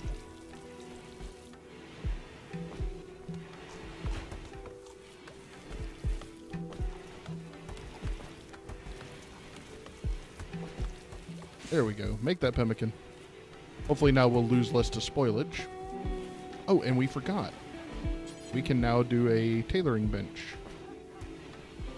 Alright, we need to also move somebody out of here. So we were going to move Nazareth because he wants to be a night owl. And he's not doing too well as a night owl in there. So Nazareth, this is now going to be your sleeping spot. There we go. We'll destroy that one. How are we doing on wood? We're not doing bad. So we'll go ahead and tell them to build you wooden floors as well. And then we'll get you a light.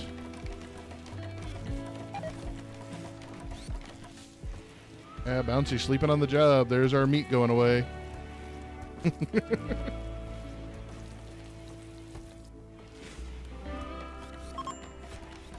The heat wave is over. Blight. Oh no. The colonist has noticed blight on your crops. You should cut or burn the blighted plants before the blight spreads. Okay, so I'm assuming that's this little symbol right here. We need to harvest that immediately. Or no, we need to cut that, not harvest it. Cut. It was very specific about that. Cut. Cut. Cut. Cut. Cut. That's actually something I feel is new. I don't recall it ever giving me the opportunity. I recall my crops just suddenly all dying. But maybe it's not. Alright. Need to get all this cut away.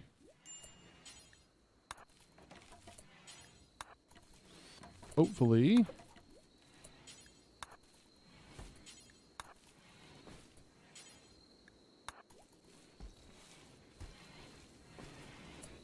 No, no, no, you're not done yet.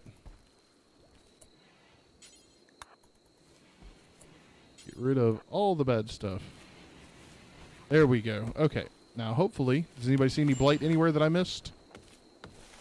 Blight, think of it like a plant disease, Bouncy. Think of it like all of my plants were getting the cold.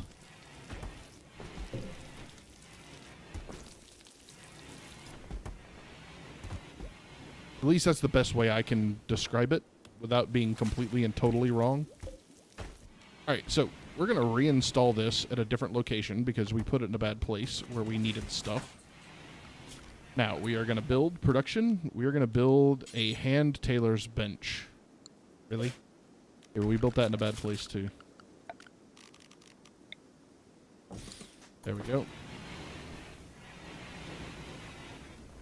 Come on, boys. Let's get to building. There we go. Now, let's try this again. We're going to build a hand tailor's bench.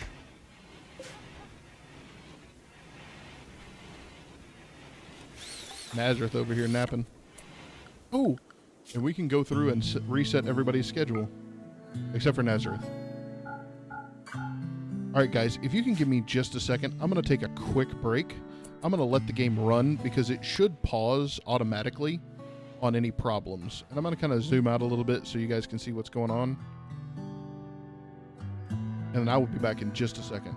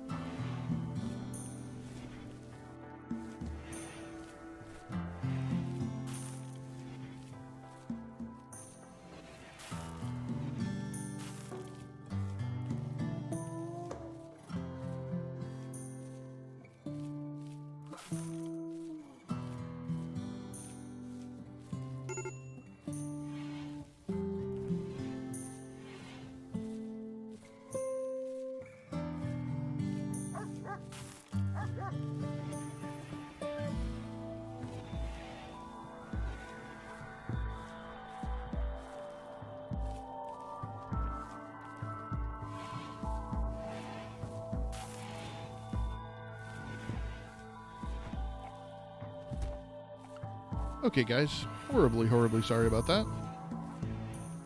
But I have returned. Anything interesting happen while I was gone? Major break. Souterrain. You're all cranky, dude. What's up? Ate without a table, wearing worn out clothes. Okay, so that's one of your primary gripes. It's hot, you feel terrible, there's a bad... Our sleeping arrangements are bad. Oh, and we forgot to come over to our tailor. We need to make any kind of jacket. We need to make as many of those as we can. Now, we need to assign somebody to this. Our best tailor is actually going to be Bouncy. So, we don't have any spoilable foods at the moment, so we're going to take her off of cooking and off of mining and prioritize her making clothes. Yes, but we have other people that can kind of fill the duty. Feel the duty. That's just gross. Don't feel the duty. Okay. Let's see, who else should...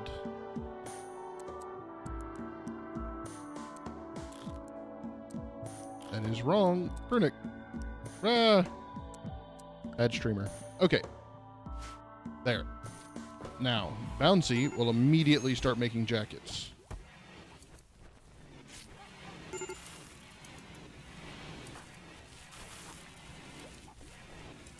So, Taryn, I feel like there's nothing I can do, and you're just going to go nuts on me here in a second.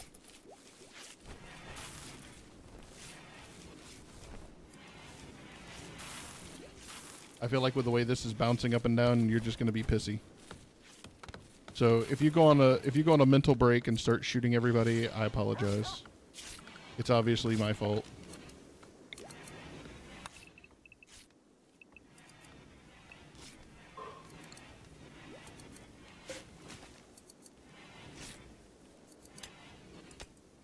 We're going to start working on digging out another thing here so we can get some more people set up here.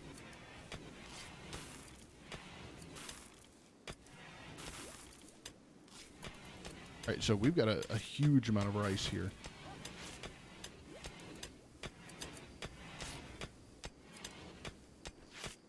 Drippy's just sitting here digging away by himself. Diggy, diggy, diggy hole. Diggy, diggy. Oh, wait.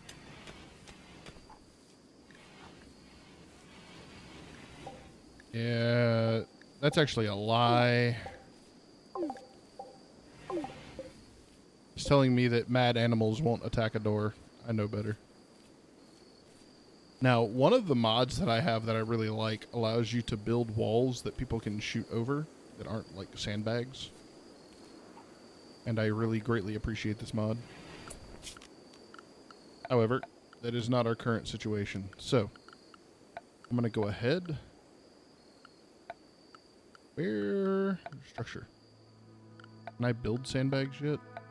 No, I don't think I think there's actually a point that I have to get to.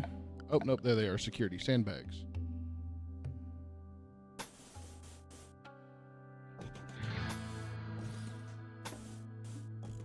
There.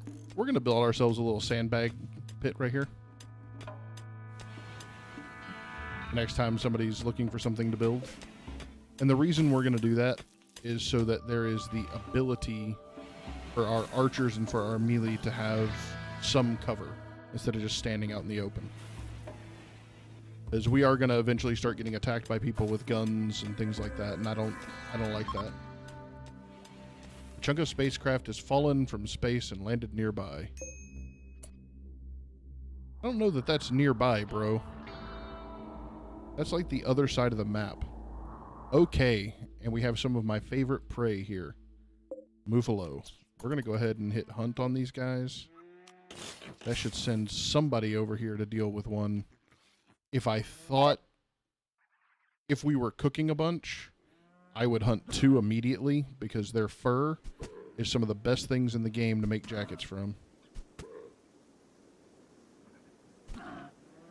And here we go again, carrying, except it's Frina this time. How much do these things weigh? Does it say? 147 kilograms. Good lord. Again, I need to move all of this to Texan instead of everybody else in the world. I wonder if I can do that from the options in the game. Hang on. Let's see. Aha. Oh, we can move it to Kelvin. Nice. I wonder if that converts the kilograms to pounds. Where did it go? Info. Nope, still kilograms. Oh well. At least it's not in stones. And I'd be really confused. Now all this does is give you partial cover so that if somebody's shooting at somebody who's behind the sandbag, obviously they have a harder time of hitting them. Is that you again, Saturn? It is. Where are you going? Oh, you're picking up stuff. Major break. Days. Drone is wandering around in a psychic state. Saturn, the drone, is wandering around in a psychic state. The final straw was he got hot. So, what this means is we no longer have the ability to control Saturn, and he no longer listens to orders. And he is going to wander around pissed off at the world until he decides not to be.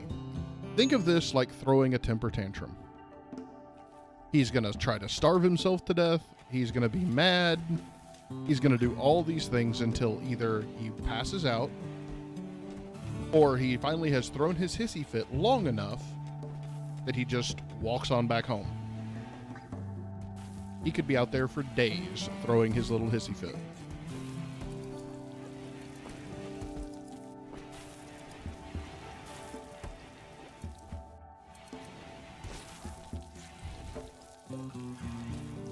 Bounty is working on that jacket. Sounds like your little sister, Bouncy. Sounds like all three of you ladies. For those of you who might be confused, Bouncy would be my middle child.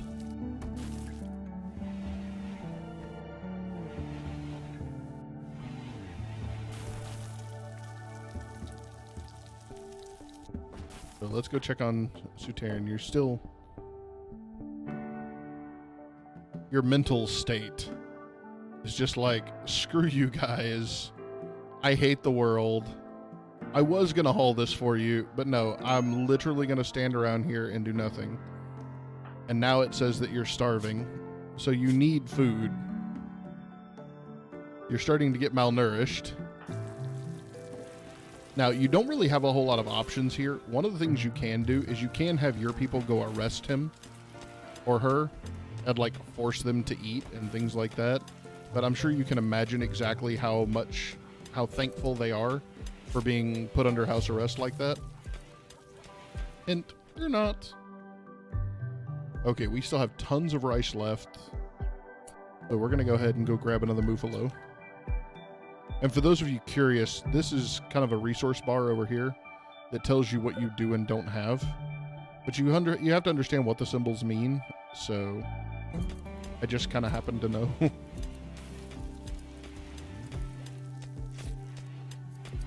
Where? Oh, here. So we got 42 Muffalo leather. I don't remember how much it takes to make the caribou jacket. It should tell me here. Details. Requires 70 ingredients. Okay, so it takes 2 Muffalo to make a single jacket. Good lord. This is an awful jacket, but it's still going to be better than freezing to death.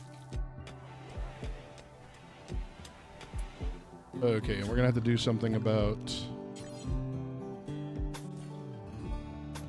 that before Drippy goes and drops half a mountain on his own head.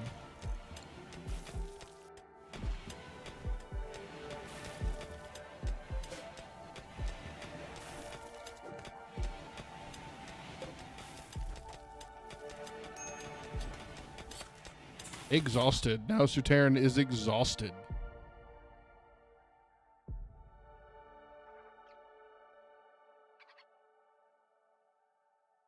Hopefully he's going to snap out of it soon, because he's only malnourished right now. And if we come under some kind of attack or something, I don't know that everyone else can run out there and defend him well enough for him not to get seriously injured. Speaking of some kind of attack. Great. Hopefully their staging area is going to be far away from where he's at. Yeah, okay, there's a big mountain between the two of them. 3 of them. So we're being attacked by 3 people. A teenager with a knife. A female with a knife. And another dude with a club. Okay, so... aha, there we go. So, Suterin is awake now, sort of. Extremely tired, extremely hungry, running immediately to go grab food, and then we'll pass out for the night. Thankfully, we really don't have a weapon for Suterin, so we're not really missing anything if he goes immediately to sleep. He struck uranium? Seriously? Alright, pirates from the Saber Turtles? Cyber Turtles. Saber Turtles are beginning their assault. Alright, so here they come. Come on, ya freaks. Now we're gonna grab, everybody. Everybody. I'm sorry, y'all have to listen to me sing. I just get these... I'll call it a tick, but I don't mean it that way. I just get these moments where I can't help myself. Alright. Grog, I know why you're up here. Oh, hey, look. Grog now has the ability to release the animals.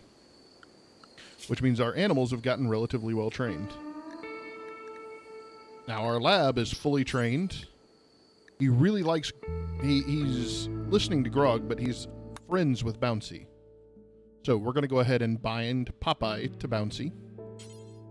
Fluffy, the red fox, is bound to Drippy. But to have an animal listen to you, you need an animal handling skill of 6, and you only have a 2. So we're going to make Fluffy, the red fox, listen to Grog.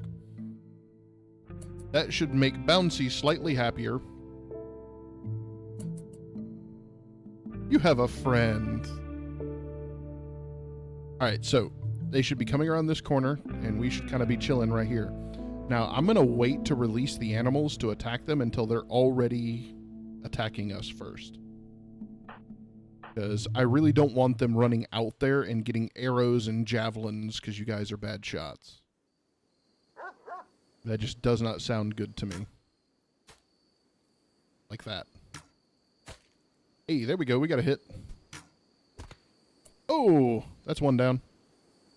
Dead. Ouch. Somebody got them in the spine. That'll do it. All right, let's see how Becky fares here.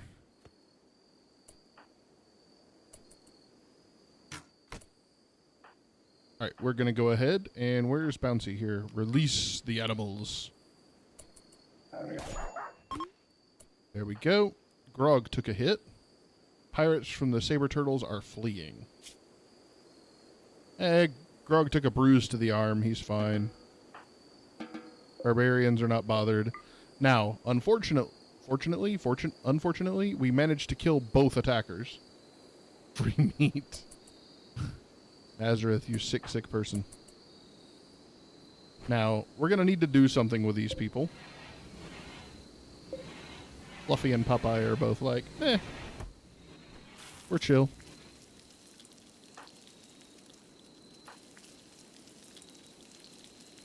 Nazareth is just sitting here cooking away. He's like, hey, how did you guys like it?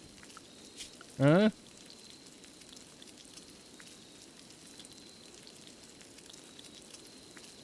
I think I'm going to take Nazareth off of cooking duty so everybody else can sleep peacefully.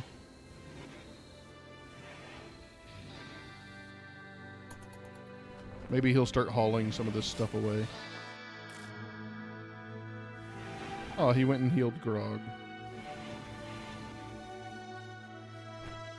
Now he's cleaning up the mess. He's moving the bodies. Let's actually go ahead. Where's our... Let's get our graves going here. Where to put our gravestones? We don't want them over here because they weren't good people to us. We'll put them over here on the edge of the swamp. That's right. You don't do construction in Nazareth. But at least you're moving all the stuff that we need over here. And now we have a couple of items we can give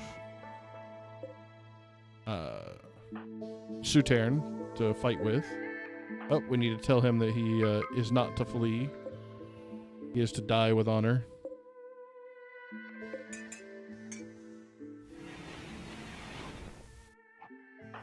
How's Sutern doing here? Urgently hungry, but still unconscious. So hopefully he will wake up and get some food here shortly.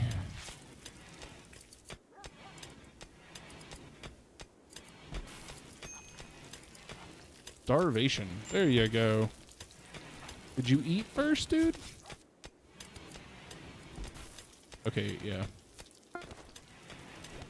Bill complete. Make jacket? Didn't we tell him to do that like 3 or 4 times? Okay, yeah. So everybody has the warm clothing that they need. So now we need to focus on... Let's do... let's wait. We'll do... Should we do one more jacket? Let's see where everybody's at. Let's see what temperatures they can handle. Minimal comfortable temperature, 8 degrees Fahrenheit. Okay, so still going to be kind of cold, Bouncy. Of course, 8 degrees Fahrenheit is quite a bit below zero. I don't know what our area is going to get to because I was an idiot and had it all on Fahrenheit.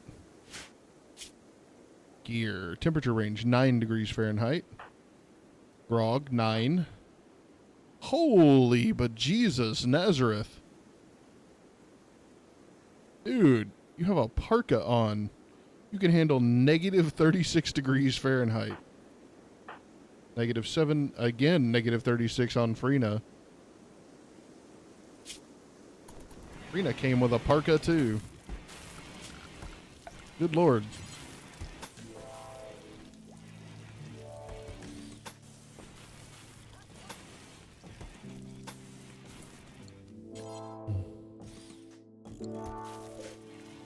All right. How's our research coming? Oh, Grug's almost got beds ready. Come on, Grug. Nazareth, what are you pissy about? Wrong button, dingus. Bonded animal. You're still pissed about your dog. It's been like a week. Oh, Freena got food poisoning. Oops. You're still pissed about the dog.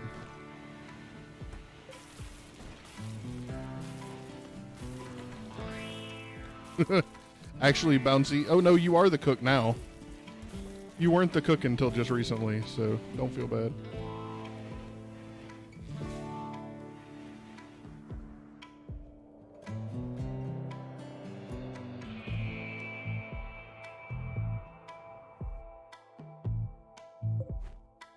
All right, rice is growing again. We're going to see if any of this will harvest. We need to get all the food stored we can because winter here is going to suck. The good thing is none of our food that's left outside will spoil. The bad news is you're going to need new teeth after you try to eat it.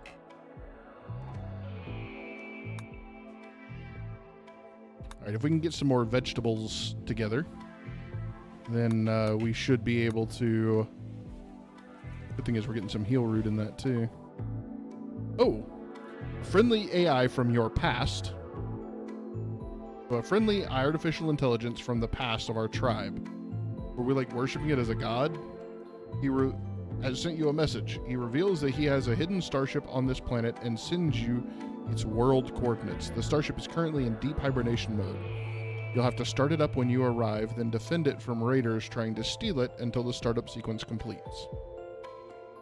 That doesn't sound fun.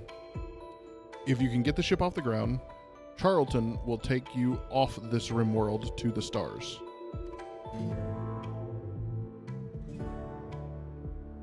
You're a lot of things except I can't be a dentist.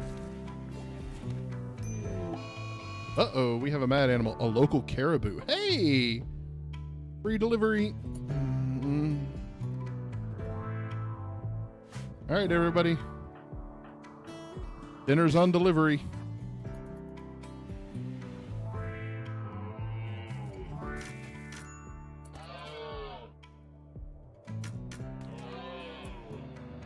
Looky there. Rescue. No, hunt. Prioritize. Don't rescue the caribou. It tried to kill everybody. Somebody's getting to be a better shot, though, I've noticed.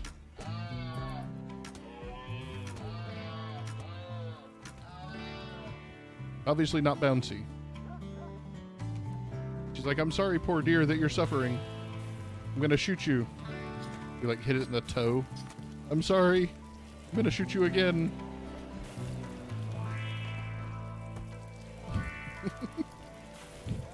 You're the one sitting there shooting something like 15 times. Okay. Zone. Dumping stockpile. Can we put a dumping stockpile here? We can.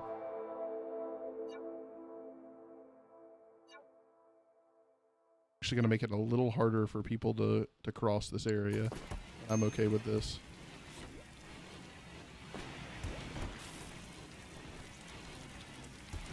Alright, so now, whoops. Research finished. Beds. Very nice. Now we want to research stone cutting so we can take all these rocks we've been hauling away and make something out of them. Alright, so, whoops. First things first. I'm going to come over here. Architect, furniture. We're going to build freaking beds.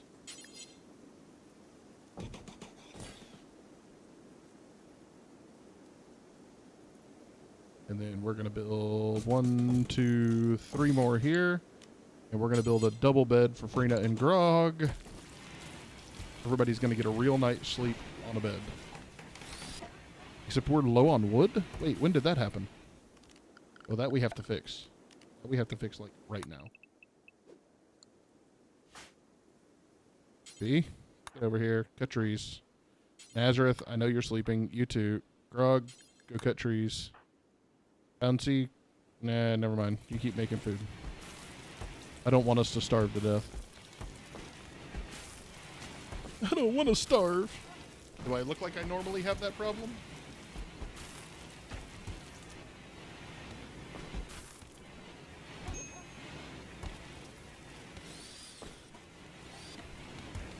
Okay.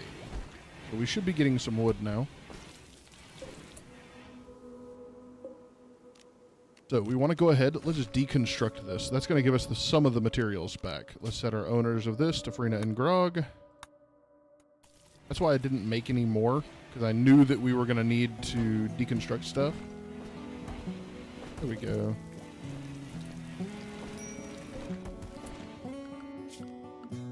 That's unroofed. That's not fair. Zone, area. Build roof.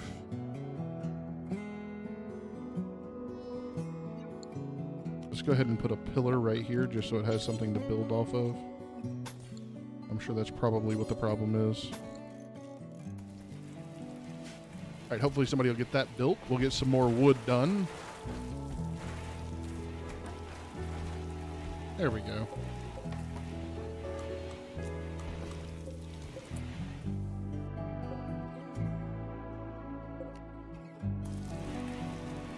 Now, will somebody please go cut down some more trees?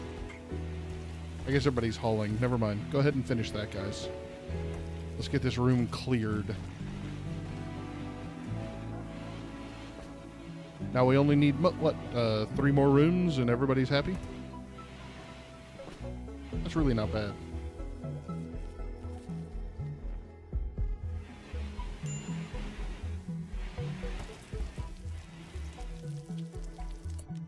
Hold up. I got people sleeping on the floor when there's beds right here. Drippy. We'll give Suterin a bed, too. Sorry, Bouncy. You're going to sleep on the floor for a little while longer. Good news is you have the room to yourself.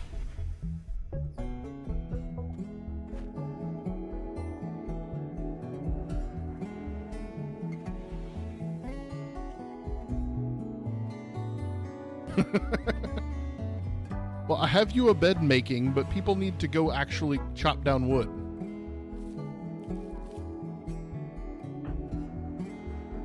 Ezrith, dude. Look at that. Cut the trees. Nope, cut the trees. Cut the trees. I'm gonna stand here with my thumb over you. You don't get lunch. Alright, there we go. Now prioritize hauling. Alright, now we should have a little bit of wood at least. Be a start. That'll get us maybe another bed built.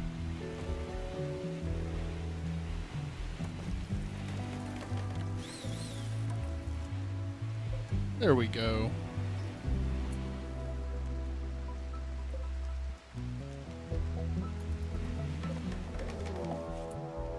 Uh-oh, we have a raid. They're attacking immediately, the saber turtles. Uh-oh, I see guns. It's raining tacos. No, not quite. A revolver. An automatic pistol. So an SMG, basically. Wow, they went from coming with nothing but clubs and knives to bringing freaking guns. Here, we got bows and arrows at best. Alright, Sutern. Time for you to level up, bro. Steel shiv, steel knife, limestone club. All right, well we're gonna make you go clubbing.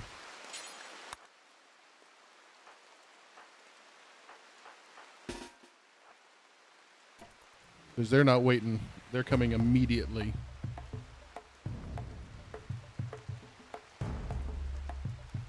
Looks like they're mostly all coming up this way. All right, so we need to arrange everybody in that pattern.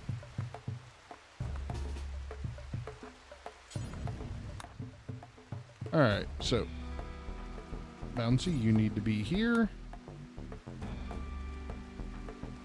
Rena, you need to be up front. Trippy, you need to be there.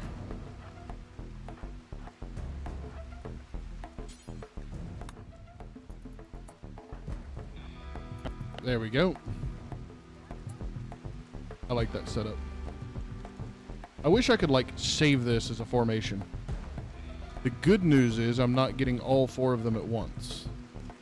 Is one of the ones not... Oh, no. One of the ones not coming has got a club. Rat. Hopefully that revolver doesn't have much range, and my bow and arrows can outrange it. Oh, nope. Looks like the range is the same.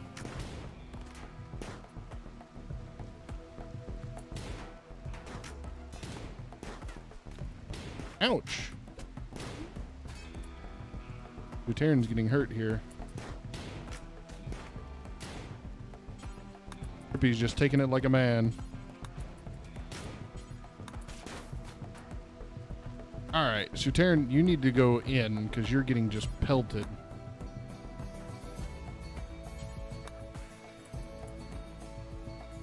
Rena got shot. We're going to bring her out here a bit.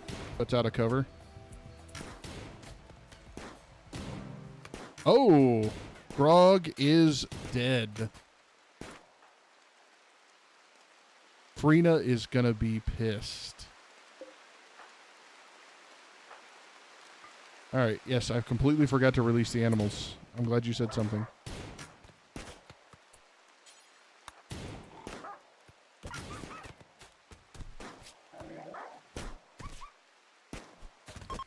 Hopefully we can get them to flee. There we go. Alright, Suteran's in bad shape, dude. You go in right now.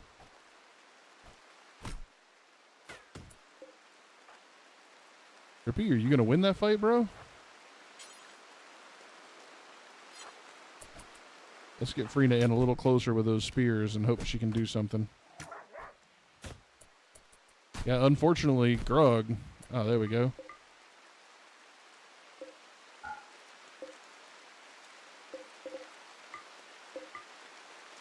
Man, that's horrible. That was our animal trainer and everything. See, what did we have Grog doing? Do we even remember? No.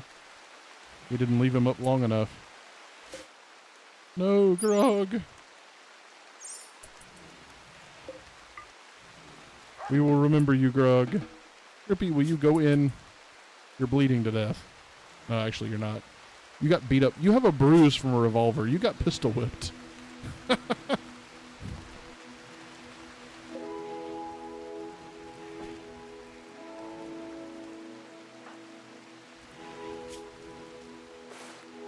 Alright, so, Suterin, how about her? Oh, Suterin needs it like now.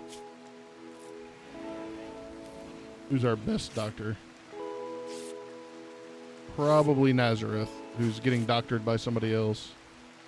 Suterin, get your... No.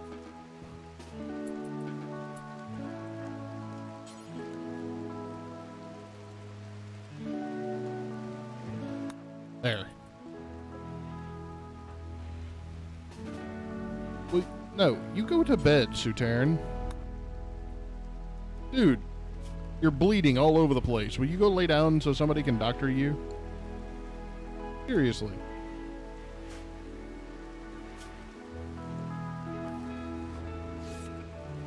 You're just like determined to bleed out and play a game.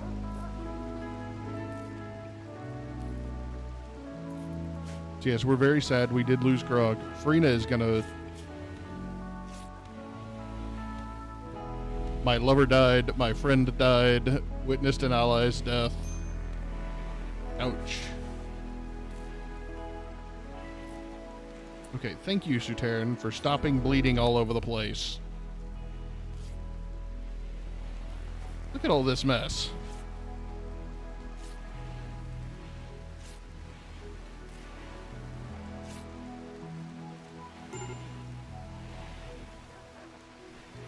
Major break wrist is Nazareth. Dude, why are you pissed off? You're still pissed about your dog.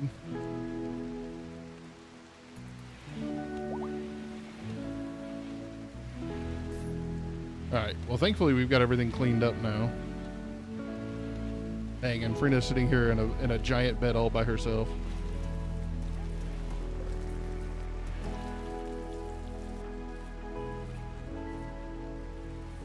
She's out picking flowers in the rain. It's been a sad day for Frina.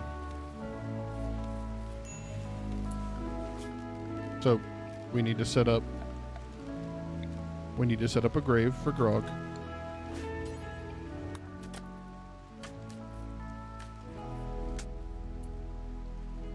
Alright, Frina. You need to bury Grog.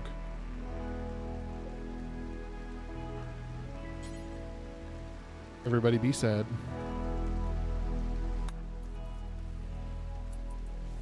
Let's have a moment for Grog.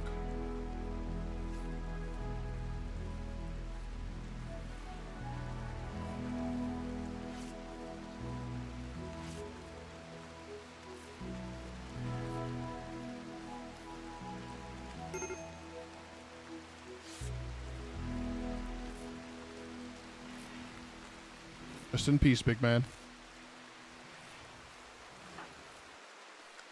That makes me sad.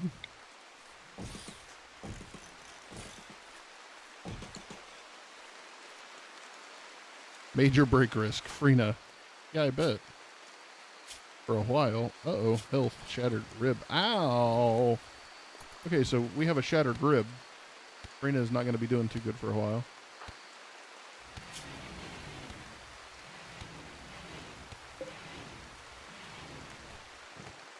Yep, rip Grog.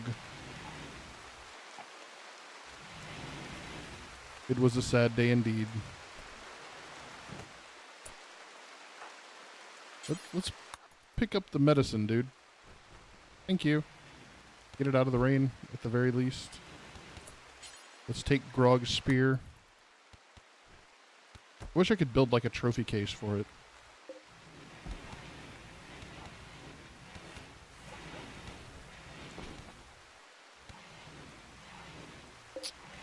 Man.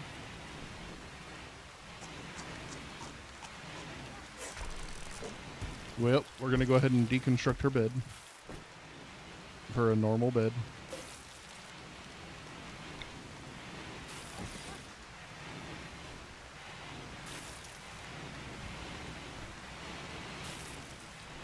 Even the music won't play. It's like, I'm sorry, guys. We're going to go ahead and save.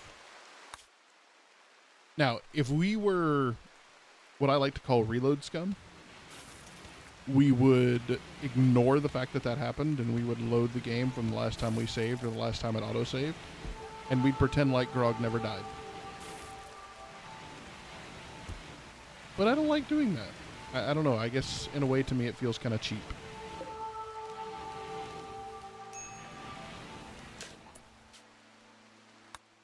Maybe I'm wrong about that. But that's okay. I'm allowed to be wrong about that. Alright. Bouncy, you're going to come over here. This is no longer a sleeping spot. And we have one bed that is not owned. Man, everybody's all bloody and messed up. That fight was rough on us.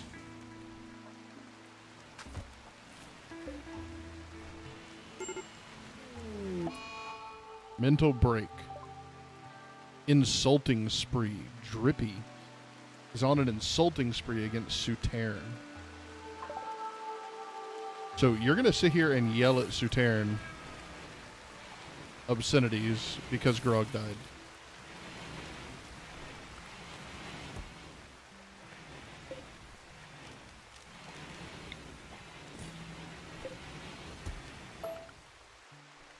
That's kind of sad.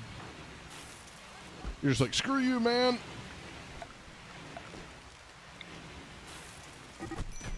Uh-oh.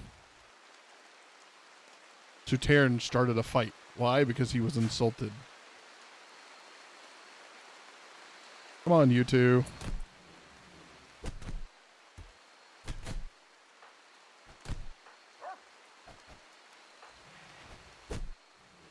Ooh. Uh-oh. Drippy bringing out the club. He said, equalize this. Alright, so we need to get him medevaced ASAP here. Come on, Nazareth. Not sure where you are or what you're doing, bud, but you gotta help him out. They're both sitting here bleeding. I think Drippy's still bleeding.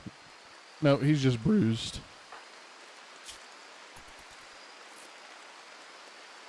Dang. Okay, already doctoring him. We gotta clean up all the blood on the floor.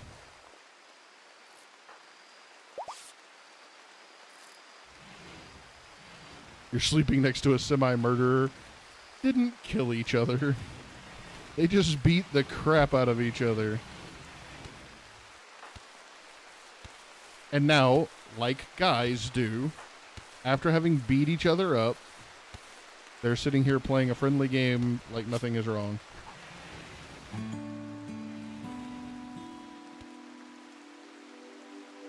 Because that's what guys do.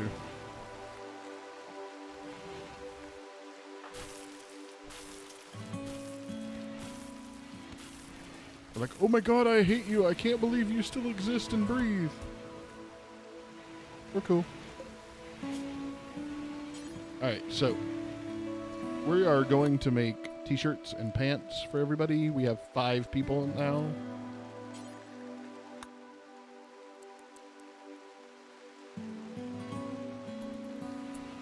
Actually, I want to do this a little differently. I want to do this one time. Do this one time. Make t-shirt. Make pants. So that's 1, 2. Make t-shirt. Make pants. So 1, 2, 3, 4. Done it 3 times.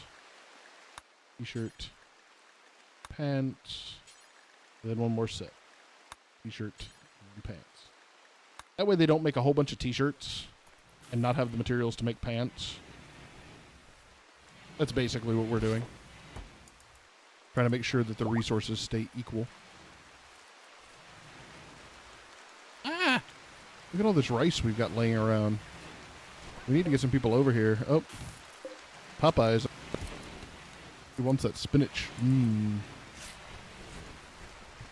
That's right, Bouncy. These are not my pants.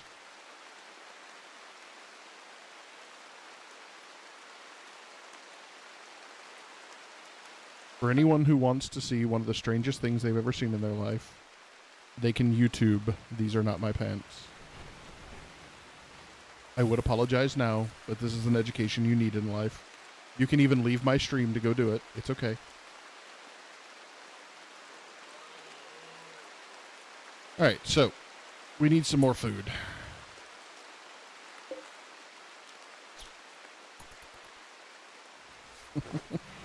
And they smell a lot like groggies. Oh. Okay. Refugee chased at the Rockbiter estate. A chief engineer named Soraya Tang calls you from nearby. How do you call me? She's being chased by pirates and the saber turtles. We've had a rough time with them. She begs for safety and offers to join your colony.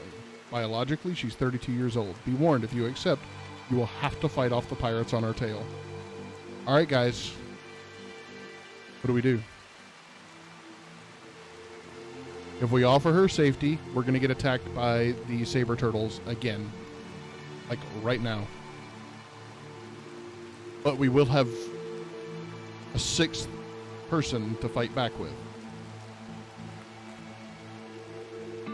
So what do we do?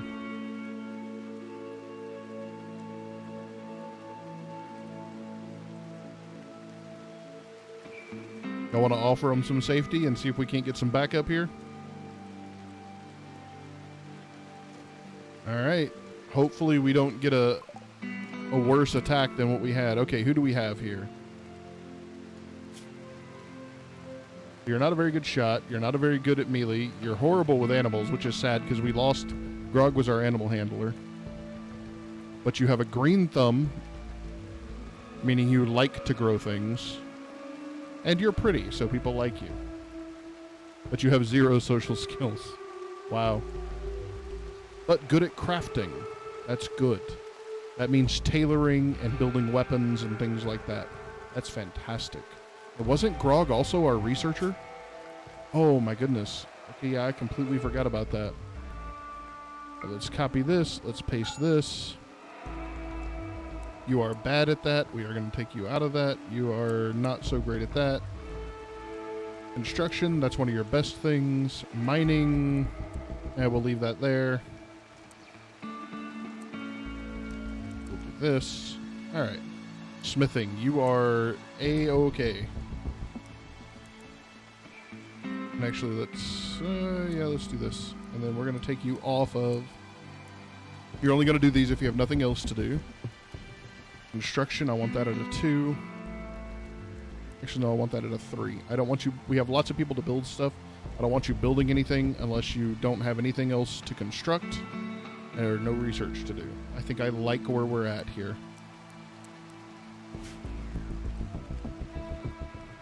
Hopefully we're okay with all that. Alright, so in a moment, we're going to get attacked.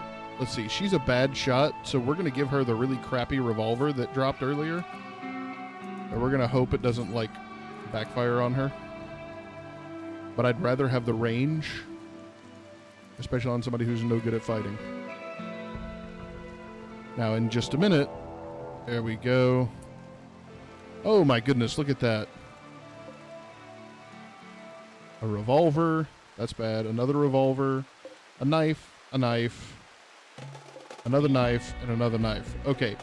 So we have lots and lots of knives and 1 revolver on our way. So we need to go ahead. Wow. No one is emotionally or physically ready for this fight. Alright, folks. We really don't have a choice, though. For Grog!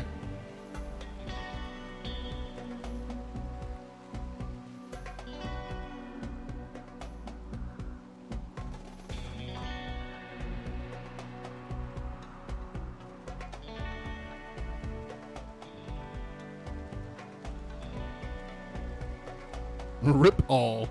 You know, that's actually not outside of the realm of possibility.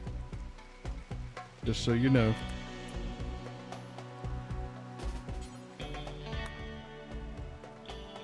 Who are we missing? Oh, Freena's not here yet. Whoa, Frino, what in the heck were you doing way up there? Oh, that's bad. She's one of our ranged people. Uh-oh. You didn't have a weapon. No. Alright, you're gonna take up Grog's spear.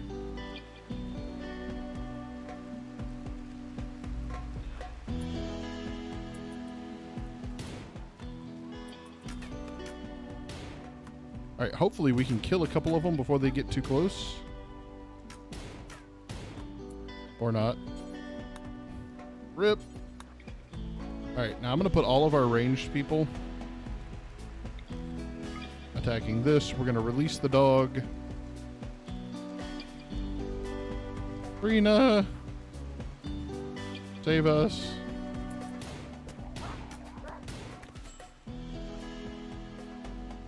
Alright, hopefully.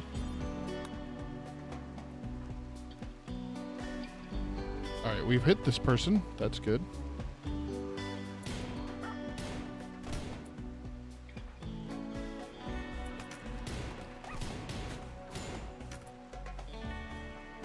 Uh-oh.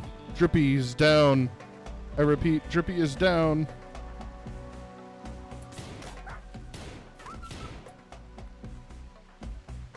Come on, Farina.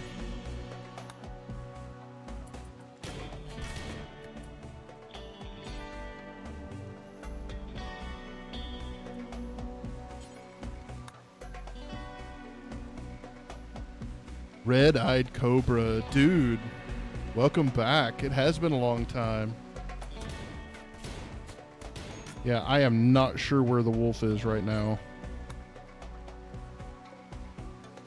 I think I'm going to turn these two over here, and we're going to try to bring down enough that they run. Uh-oh, Sustairn is down.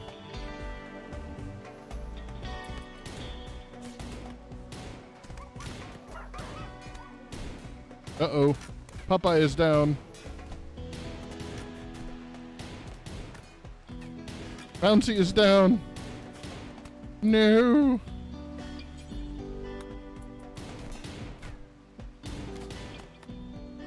Nazareth is dead. Nope, Nazareth isn't dead. Nobody's dead yet.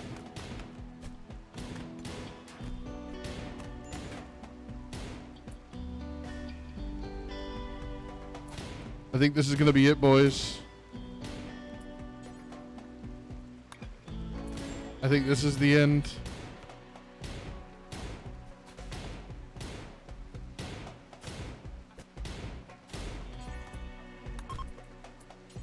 Uh-oh. They're fleeing.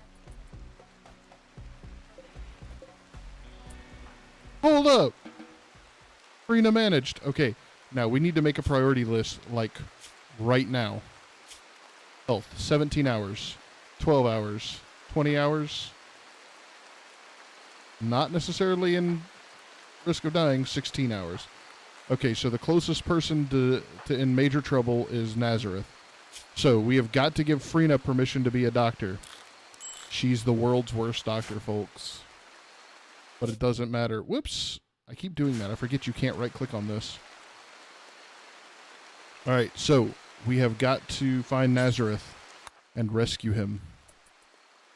Farina, what's your health? Okay, good. You're in no immediate danger, but we still need to get you cleaned up. So you're going to get permission to self-tend. Holy crap, guys. If we manage for everybody to survive this, I'm going to freak out more than just a little bit. No, no, no, no, no, no, no, no. You are not resting, Farina. You are rescuing one of our doctors.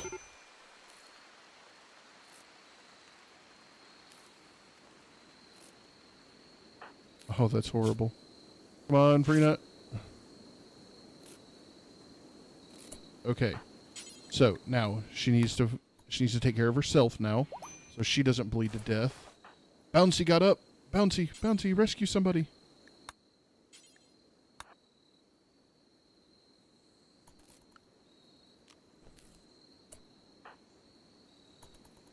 Come on, Farina. Okay, she's in no immediate danger now. We need to rescue Sarai here. Come on, come on, come on. Oh, Nazareth cannot walk. Oh, permanent gunshot injury to the left eye. Ouch. Okay, hopefully he'll be able to walk soon.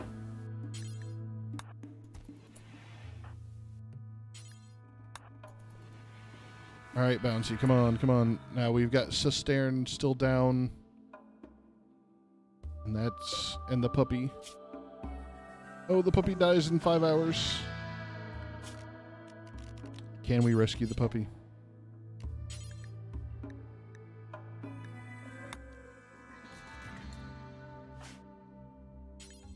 Drippy, come on. Get up, dude. It's gonna take everybody to fix this. Health. Okay, Nazareth is no longer down. Nazareth, get your butt over here. Holy cow, guys. No, there's not another raid. It's the same raid, and it's warning me that it was coming. Oh, come on, come on, come on. Come on, Bouncy. Fix him. Oh, no!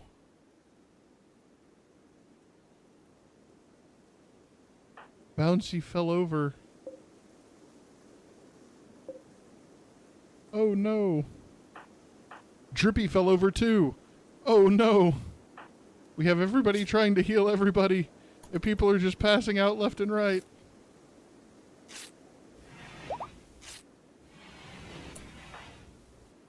Raya, where are you at? Okay, get somebody. Rena. Oh, we gotta let Popeye go, I think.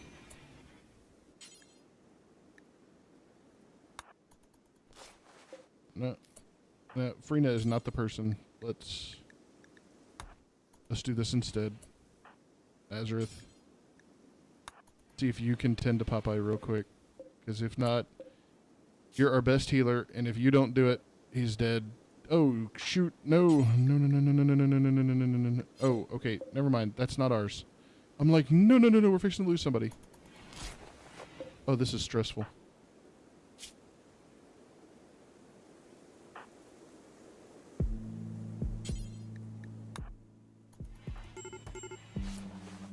Oh, oh, no. No.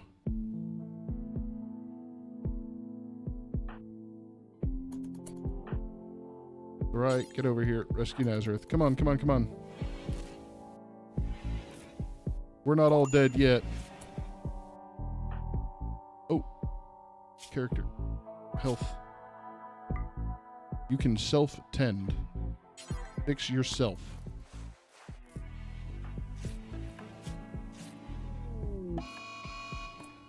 Mental break. Berserk. Oh, no. Oh, no. Frieda's fixing to start a fist fight.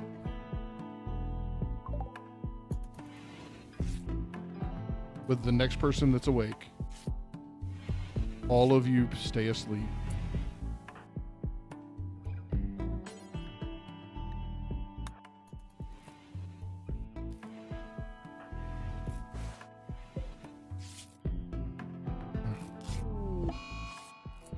Infection in Cistern. No.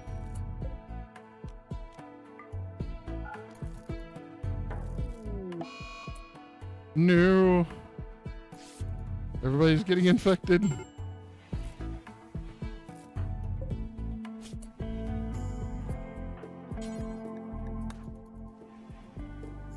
Oh, I think Freena's gonna attack. We lose some. Oh, Drippy's down. I repeat, Drippy's down.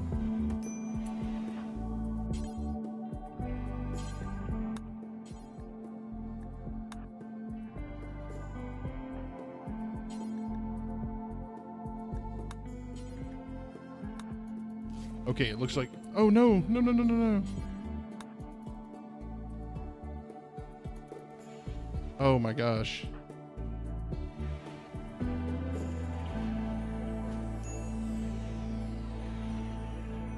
Everybody needs treatment. Everybody's dying.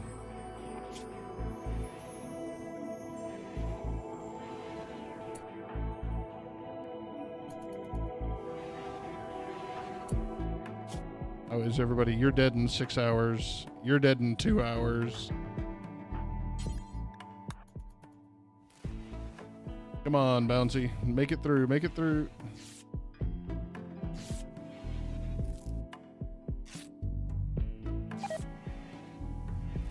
That's okay. The meat can rot away in storage.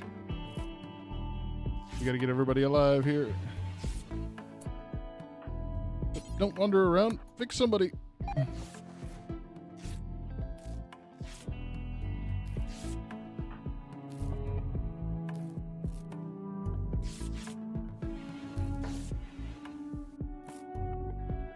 Okay, you're not on the verge of dying now.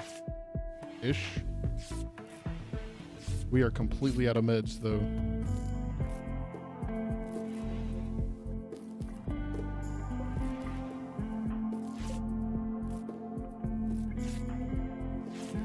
Oh my goodness, guys.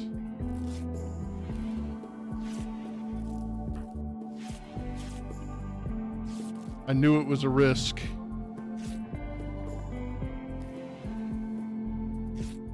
And now Sarai goes and tries to pass out on her own.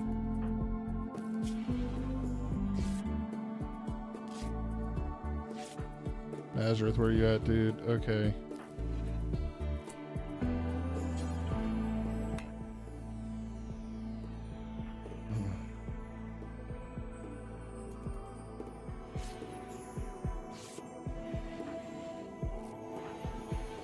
Wow. Oh, and he's still fixing up Cistern. Oh my goodness. Look at that.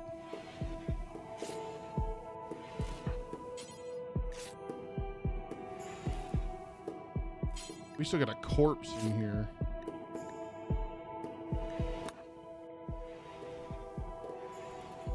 All the blood everywhere. Oh no! Rena died from blood loss. Oh no! Popeye died from infection. Now Fluffy is in a daze. Somebody else has some kind of infection again.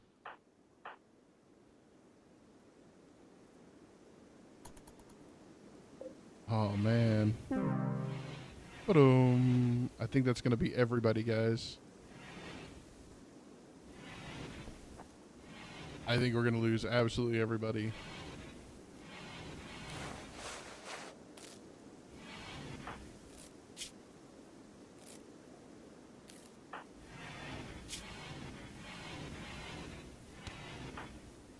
Dude, that's the best you can do is like playing horseshoes. I mean, I guess really at this point, what do you do? Fluffy has collapsed due to extreme exhaustion. Why is Fluffy exhausted?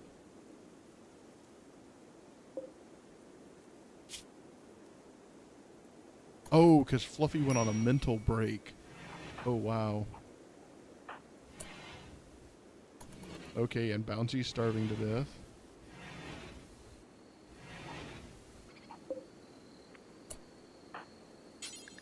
Hang on, you gotta get the corpse out of here, dude. Man, if one more thing goes wrong, that is game. We are done. I'm not sure we're not still done anyway.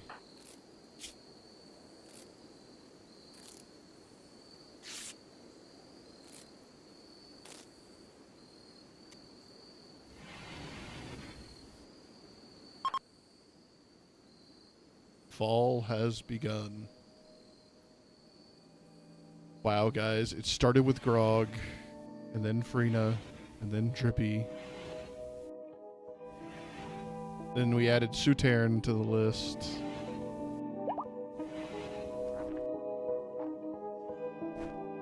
Oh, it looks like Bouncy might actually be able to stand.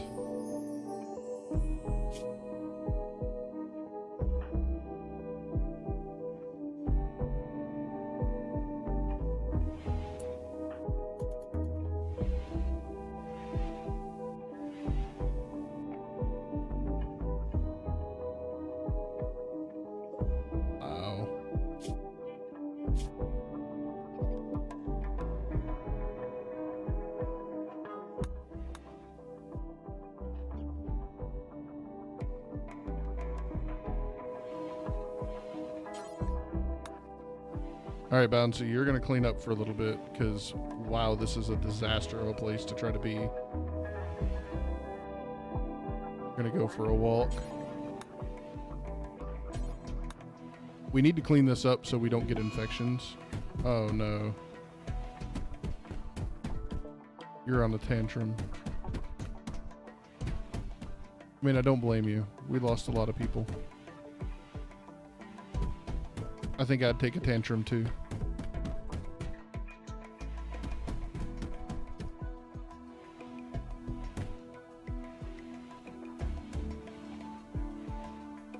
Do you feel better? I know to some degree that would make me feel better. Just go around and punching things. Man, that got really sad and intense all of a sudden, guys. I'm sorry.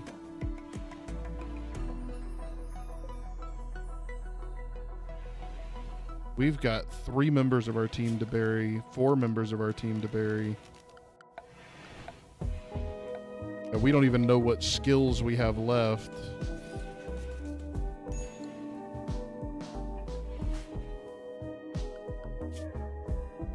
We have got to cover every single skill among these people. Thankfully, we seem to have just the right mix of people that this is still possible.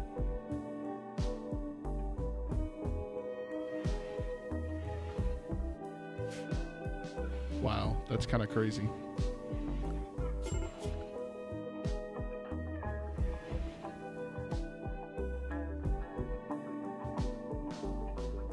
Can you go die in a hole now? No, that's what you didn't do.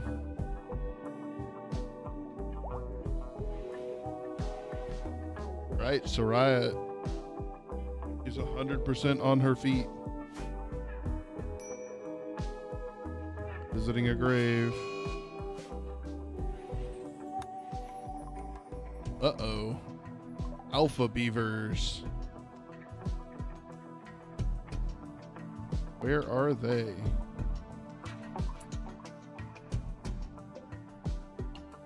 Now, alpha beavers are completely non-aggressive. The problem is they eat trees so incredibly fast that if you don't take care of them quickly, they'll eat like the entire forest.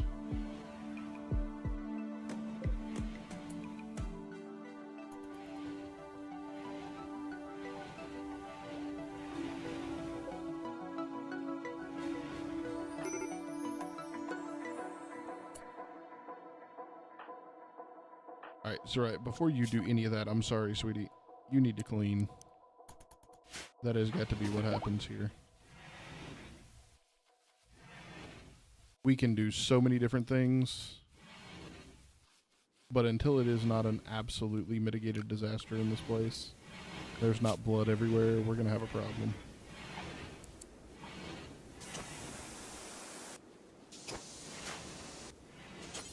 We need to go ahead and build these graves.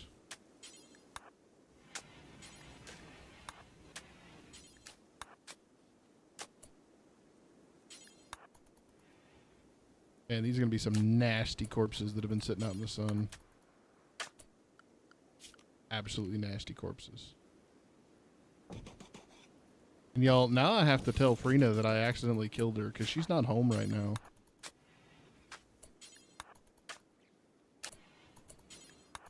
That's why I don't put myself in the game. Because then I have more sad.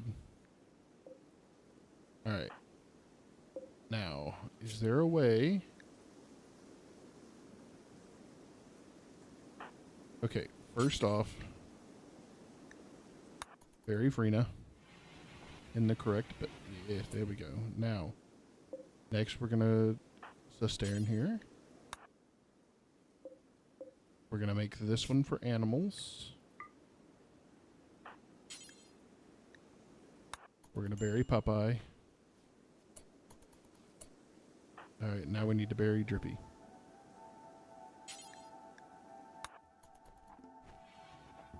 Now, we did it in that order because it's always going to use the closest grave, ironically. Now, we need to bury them, bury them.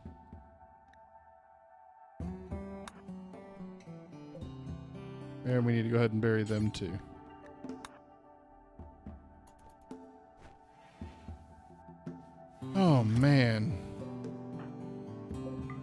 Okay.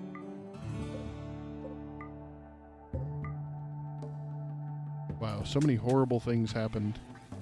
Brina saved the day, and then we couldn't save her.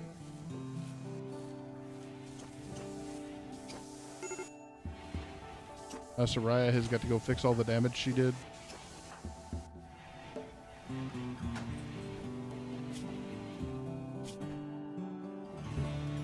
Dude, you're still pissed about your dog.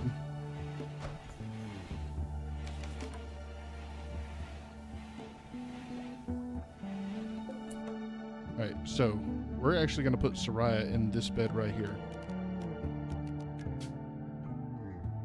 Now, that is going to give everybody their own room.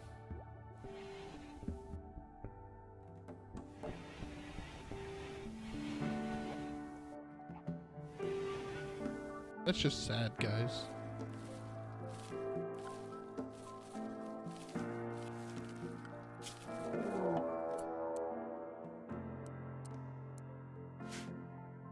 Another raid?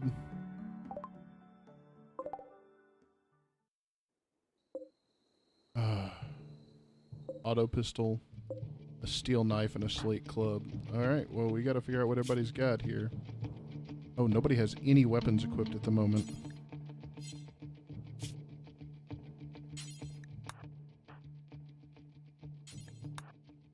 Alright, well.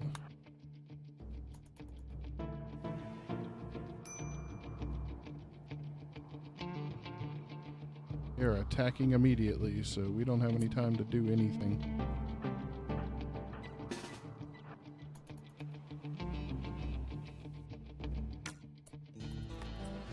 Hopefully. Nice. We gotta hit off early.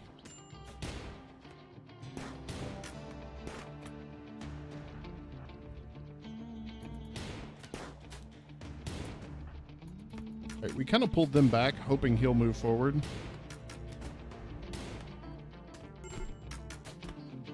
There we go.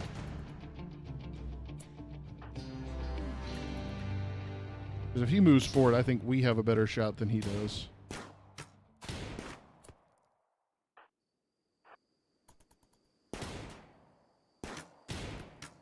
Ouch.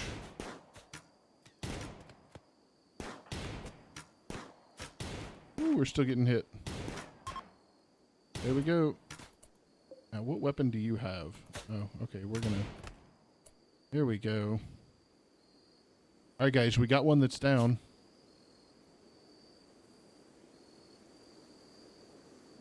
Not capable of any kind of anything. What's his health condition like? Okay, so he's just really hurt. Right. What do y'all think? I think what we ought to do here, let's go ahead and make that his prisoner bed. We'll go ahead and put Nazareth here. Time being. Then let's have Nazareth go here and capture this person. Hopefully, we can convert them to our side.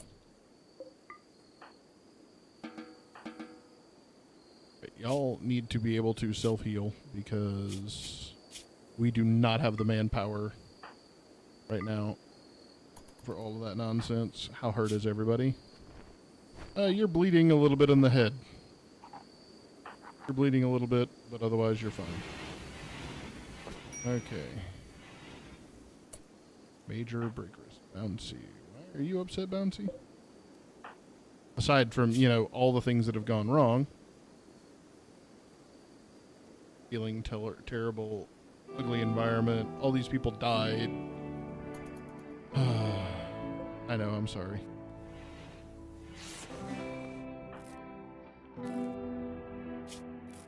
He didn't even work on himself first. Look at that guy. What a doctor, Naz.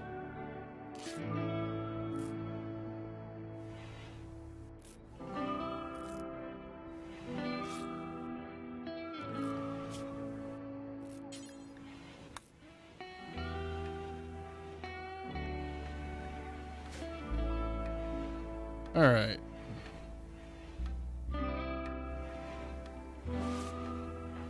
Naz, are you still bleeding? Oh no, that's bouncy. Okay. There we go. Okay. Yeah, that makes better sense. We still have, yeah, we still have 2 empty graves here.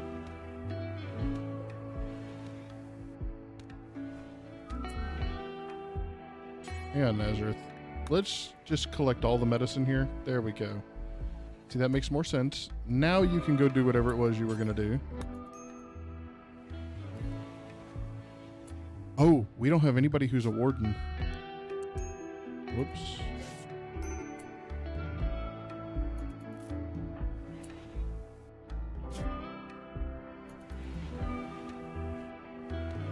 Dude. We are so on the edge of everything going horribly, horribly wrong.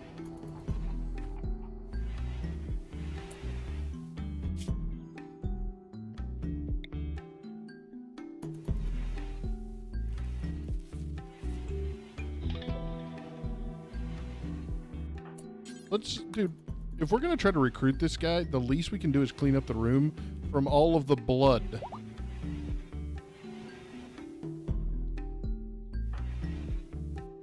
I mean, seriously, y'all.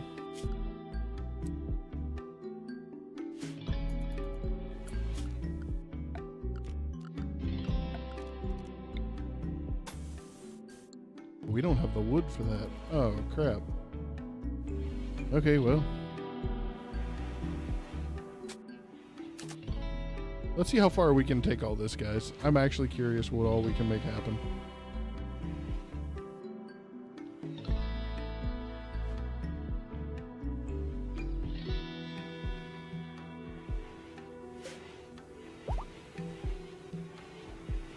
Oh, Bouncy is back on her feet.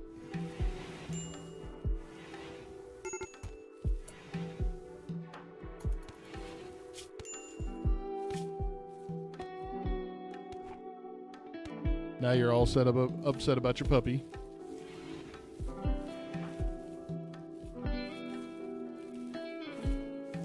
Oh, yes, cloth, so we can build stuff. That's good. That's really good. Man, it got really somber in here, guys. I'm sorry. I knew I was going to have it on a harder difficulty, but I wasn't quite expecting that.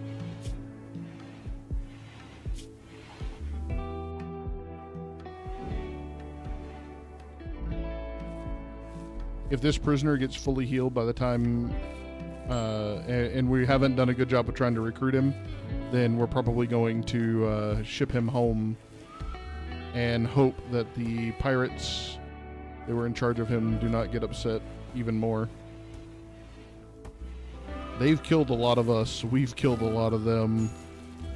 Hopefully all this can be done.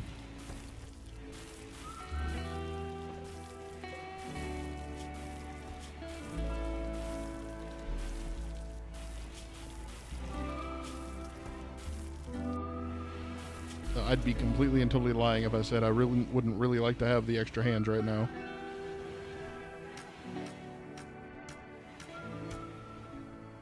Alright. Pirate Merchant. Okay, now this is an opportunity, folks. Pirate merchants will purchase people. So, now we get to choose. They also potentially sell people. This guy's injured, so he's not going to be worth much to them. But he's not dying, so maybe he will. Now, do we have anybody worth talking to? The Bethster.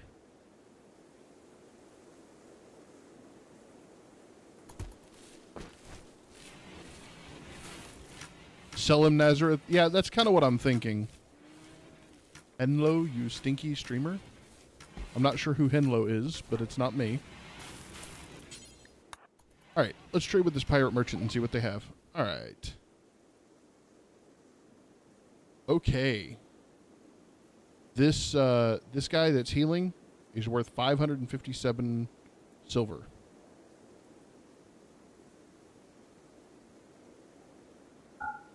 Okay, now, he has people for sale as well. But most of them look like they're out of our price range.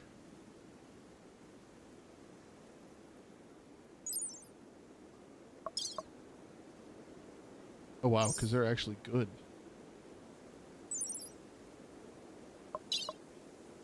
Holy cow. Grog? Alright. That's the same one. It was this one I hadn't seen. Wow. Okay, so we've kind of got to figure out what we want to do with the money that we have. I really don't want to get a wolf right now, Bouncy, because right now we don't have the ability to stockpile food because there's too much else to do. And only 3 mouths is not a lot. So we're going to go ahead and sell this guy. It's actually going to make our colonists kind of pissed off. But hopefully we'll be able to buy some stuff the next time a merchant comes by. And it won't be all bad. Oh, that's going to piss off Nazareth, isn't it? No, actually, you seem unconcerned at all. Interesting. Is everybody that way? A prisoner was sold. Okay.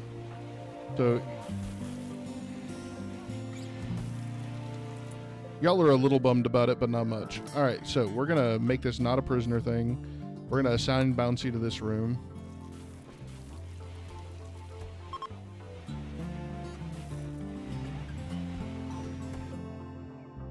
Group of travelers passing by. They don't look like they have anybody who's selling anything. So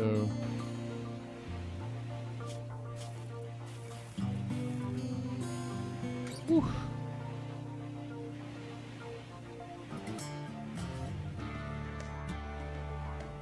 And also, I think I'm going to go ahead and make us a metal small table so that our people will quit being upset about not having a table to eat at.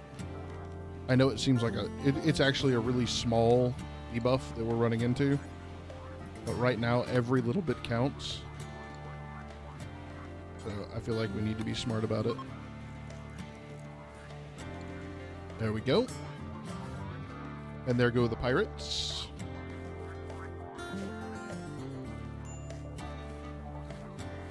Whew.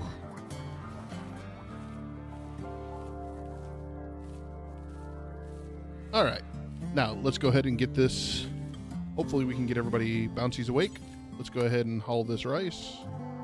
Soraya is still sleeping, but let's go ahead and get her busy too.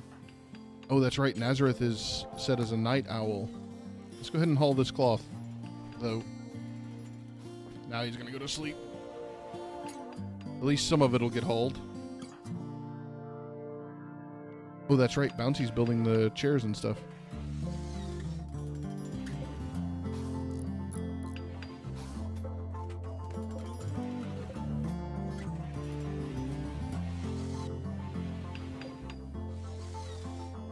Awesome. We now have table and chairs for everybody to eat at, so they can quit complaining about that. There we go. Now we'll just complain about being awake and selling a prisoner.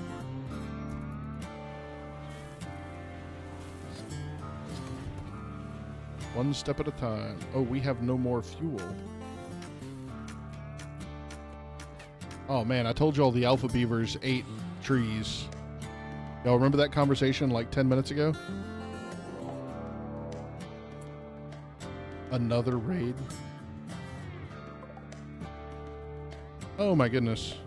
Okay, we've got one person with a pistol. Everybody else is coming with clubs. Let's do this. Let's see if we can't build a trap.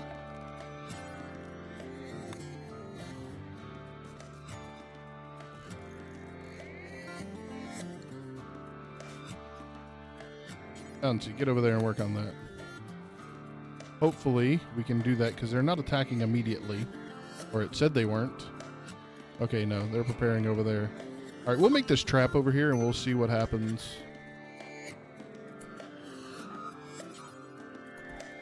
As soon as you get done eating... Hey, no! Oh, Soraya had it reserved. No! Okay, there we go. Hopefully she'll get it done. All right, maybe that'll help us out a little bit. Maybe these two traps right here, somebody will step on them.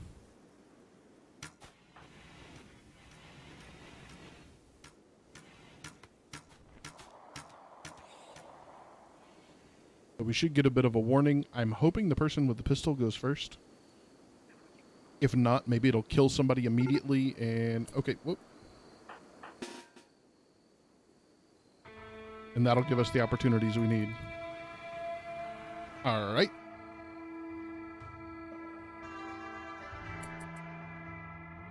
Oh, no. Person with the pistol's not going that...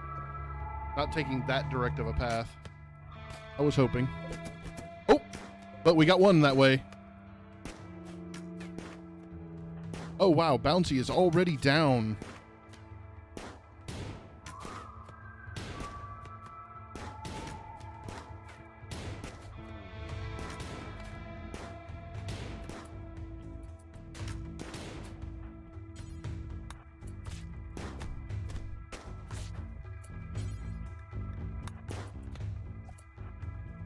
I actually want him to back up. There we go. Okay, they're fleeing. What kind of weapon do you have? Okay, it's a poor one. You just have a wooden club, so it's not worth it. Okay. It looks like our trap actually worked out that time. All right. Rescue Bouncy. Woo! Soraya is not done.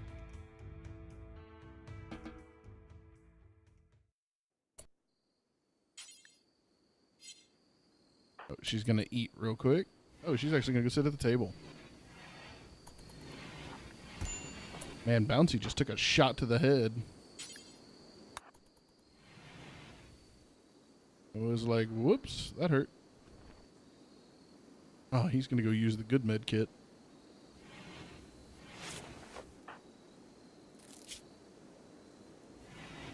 Man, our people ought to be getting a lot better at medicine, because let me tell you, we're having to patch ourselves up a lot.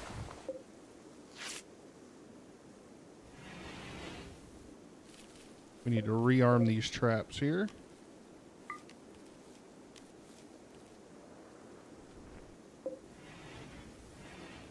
Do we have... We do not have any more graves. So we need to go ahead, go to miscellaneous. There we go.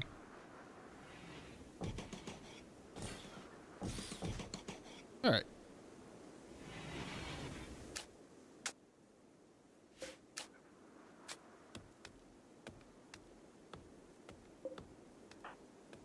These two are still sleeping. Bouncy is recovering. Uh-oh. Permanent brain injury. Oh, wow.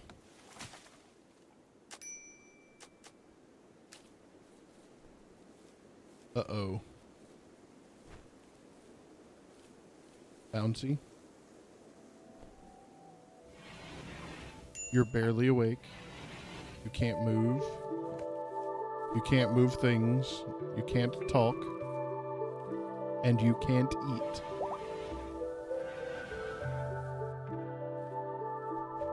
I'm not even sure we can feed you.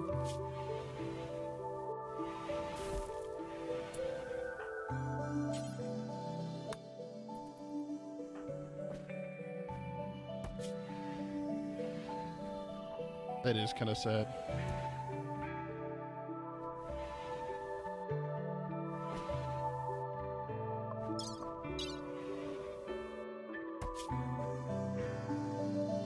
Okay, it looks like we fed you, so we can keep you alive, but I don't think we can fix you.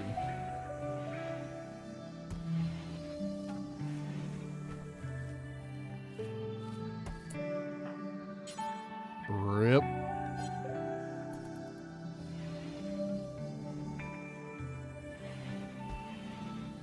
Wow. That's so sad. We had a nice, good, strong colony. We got into a couple of fights, and now we're in this predicament. So I'm actually going to go ahead and call this this particular match as over. Just 2 survivors left. The next time there's a raid, we're toast. Even if not, that was our chef, our last chef, and our last good builder at things.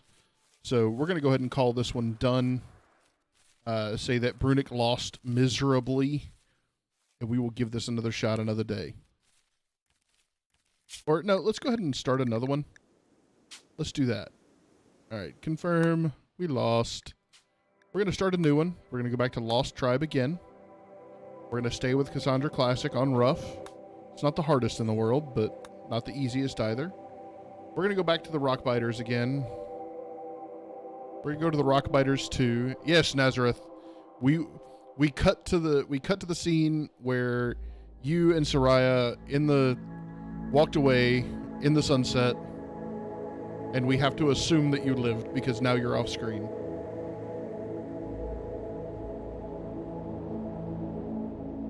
That was rough, boys. That was rough.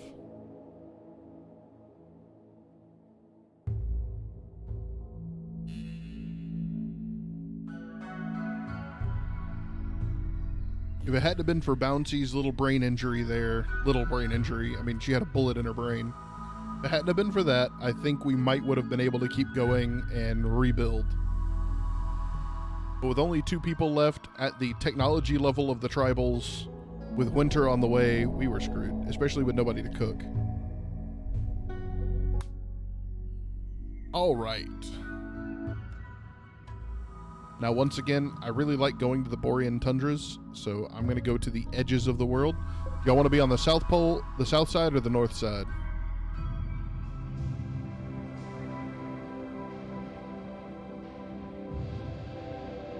Bouncy says north. Anybody else have an opinion?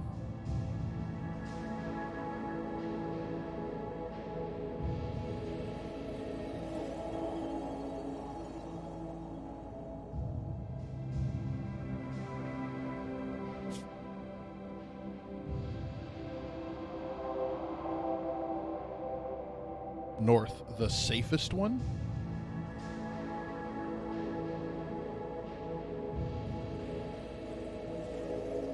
I really like this. We're going to be on the dead end of a road. We're going to have allies pseudo nearby. It's temperate forest, which is not my favorite, but it's mountainous terrain.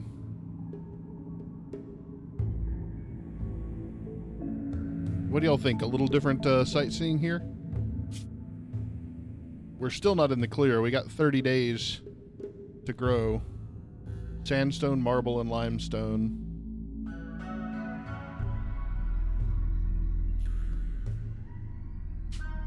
Alright, let's buff it up just a little bit for size. Y'all like that? That looks good. Okay, now let's see what we got here.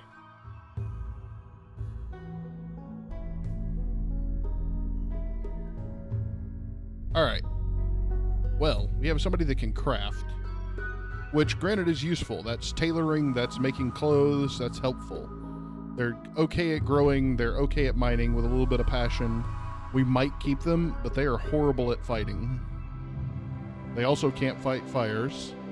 Oh, and they're a pyromaniac. So they won't put out fire, but they'll start a fire. Great.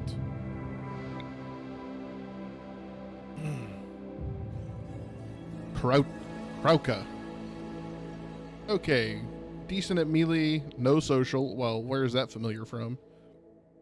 Growing, mining. So this person can mine and they can grow, but they're not much good for anything else. Okay. Oh, this one's addicted to alcohol. Very nice. Already. And is the sister to Kuro. Interesting. Neurotic and pretty, incapable of social. Why are we not surprised? Decent at crafting, decent at melee. Really wants to be good at medicine, but hopefully they're not going to get a whole lot of chances at that. Meh at construction. This all around doesn't seem like a horrible setup. Oh dear Lord. Incapable of violence. Yeah, dude, sorry. Boop. You're going in the random trash can. All right. Let's see here. Holy moly, construction and mining. Okay, this person is darn near a requirement. Look at this. They're going to be able to dig us a nice base really quick. They're going to be able to build us nice stuff. And the rest of the time, they can just haul things. I think we're going to make this one bouncy.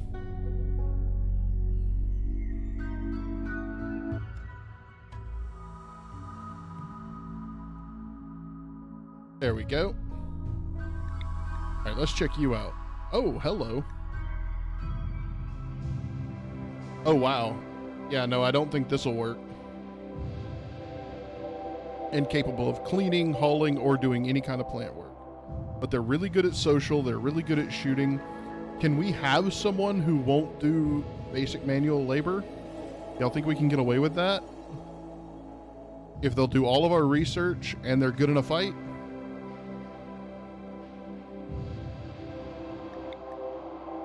But let's keep looking. Okay. Hey, there's a social person-ish.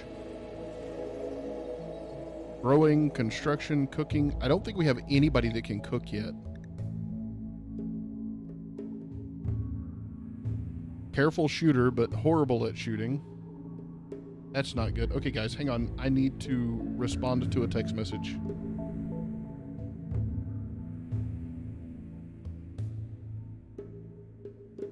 All right, sorry about that. Construction, mining. Yeah, I don't like this. We've got so many people. Okay, this person is...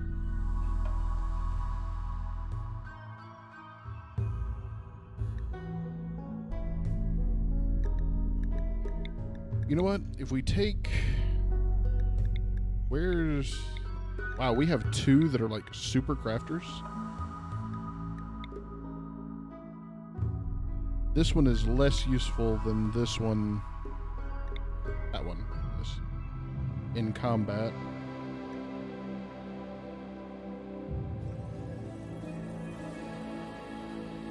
Better at cooking, better at crafting. Okay, so we're going to take this one out of the loop.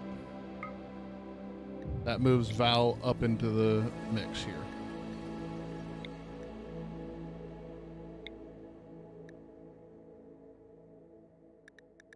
I really don't think we need both of the crafters, all three of the crafters. Look at that. All right, let's...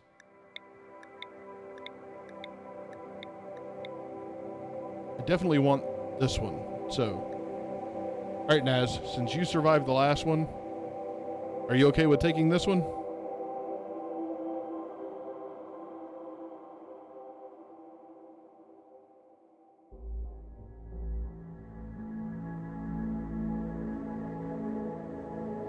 Does this one work all right for you? All right.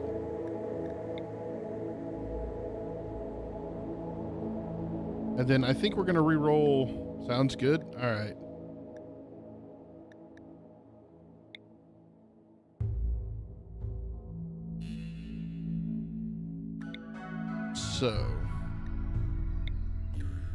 So many melee.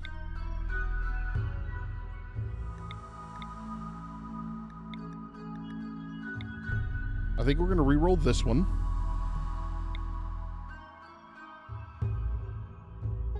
Okay, decent shooter, decent with animals. Again with the crafting. What is it with this set and wanting us to have stupid amounts of crafting? Nope, we're not going. Okay, there we go. What do we got? Hard worker, volatile, fast walker, shoots okay, mad construction, okay at mining, which is not really where we need the help.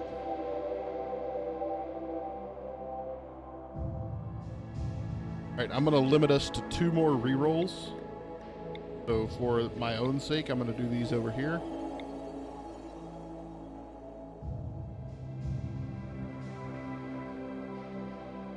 Who has animals? I'm not sure. But we're working on it. Let's keep looking at stuff. Growing. Who's our cook here? Okay, so Naz is our cook and our builder and kind of our medic. So you're our homebody that can absolutely smash somebody in the face. And you like doing it.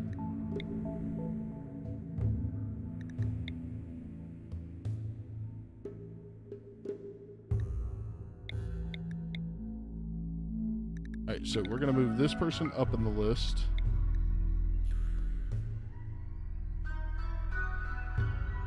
Yep, and I think this person is going to go down. Brings them up. Okay, so we got one more reroll. That'll let us do. Okay, here we go. Hey! Looky there, we got somebody with some decent medicine. Let's see if we can find a place to slot this person.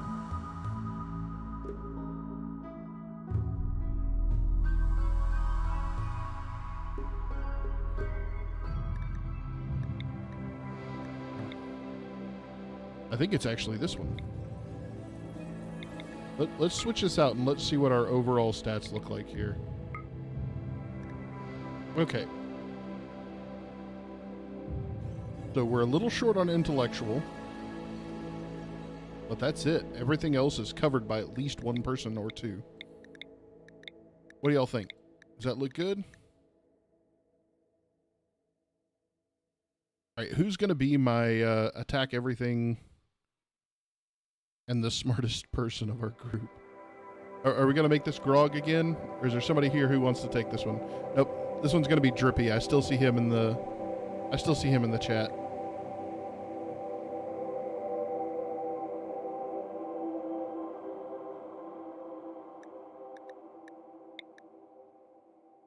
All right, now I need somebody who's going to be our gardener here.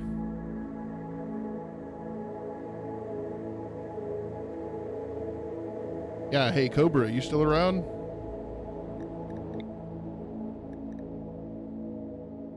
Do you want to be our Cobra? If you're still around, do you want to be our medic or do you want to be our farmer?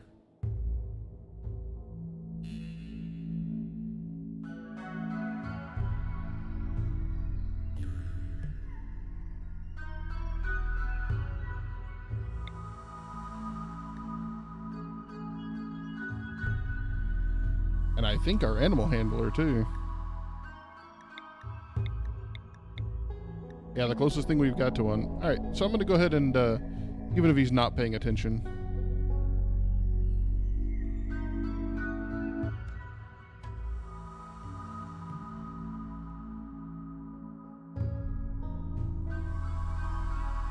All right, red eye.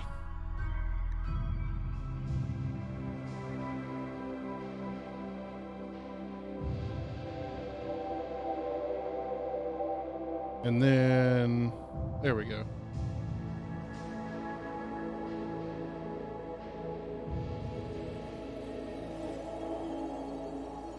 All right, let's do this.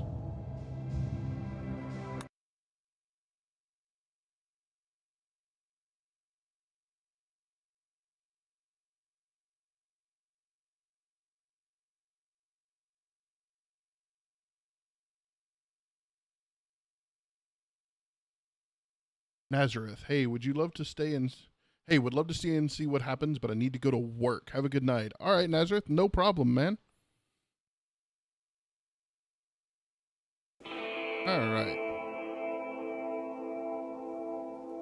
Now, we're going to go ahead and pause, and let's see where we're at physically on the map here. Uh-oh, we got some caves over here. Ooh, and there's insects in it, too. We're staying away from that. Are there insects in this one? No. No, there are not. Okay. Interesting. Okay, but there's like buildings here. Nazareth, you have a good night. We're not going to play too much longer. And then I'm going to have to go to sleep because I got a very early morning in the morning. All right, so I think what I want to do... that's a tough call.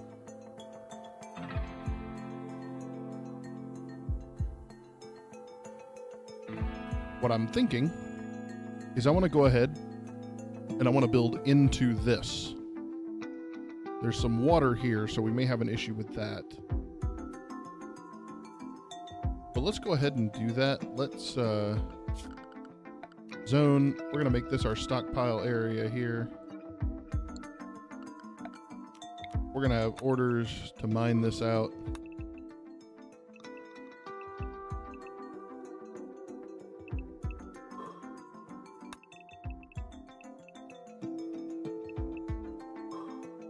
There we go. Now we're going to go ahead and unforbid all of this stuff. And then we'll get our weapons sorted. Unfortunately, I think we may have a mismatch in what weapons we have and what weapons we don't. All right, so Bouncy. First up, you're a shooter, but you're horrible. So we're going to give you the spear. All right, Drippy. You're melee, but you're probably one of our best shots. So we're going to go ahead and give you the short bow. Nazarath. You're really, really, really good at melee, but you're a decent shot. Let's see if anybody else is a better shot. No, they are not. Okay, so we're going to go ahead and give you a bow. All right. So now, our melee's here. This is a 6 melee, so we're going to go ahead and give you the spear. We'll give you the club. All right, that should do. Now, we have a second bow that nobody has equipped. So we have 3 people at range. I could have swore, Drippy, that I told you to go grab a bow. All right, that solves that confusion. All right.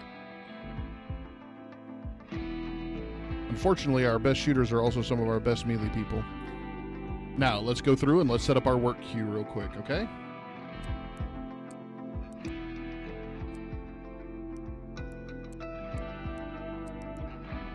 Okay. What? Cutting at 4. Alright, so now we're going to copy this and paste it across, just to save us a little bit of time. Alright, you can, Doctor, but I don't want you to. I want you to a little less, but I want you to do it every time, Red Eye. Alright, our Warden. Animal Handler. Cook. Hunter. Construction. Alright, so our cook is also our crafter. And Drippy is our researcher. Alright. There we go. All of that should be good. Now everybody should start hauling immediately. What animals do we have? A husky, that's good. An Arctic fox and a fennec fox. Okay, so that's actually not bad at all. There we go. Hopefully our handler can handle them. Alright, so we're going to set up here. I'm debating. Hold on. Yeah, nope. I think we're going to clear all that. Orders. We're going to cancel. We're going to cancel all of that. Okay, now we're going to redo it. We're going to do it with this as our entrance. I really don't have a significantly wonderful reason.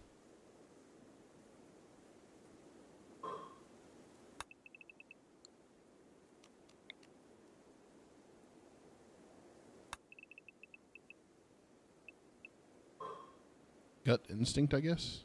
Maybe?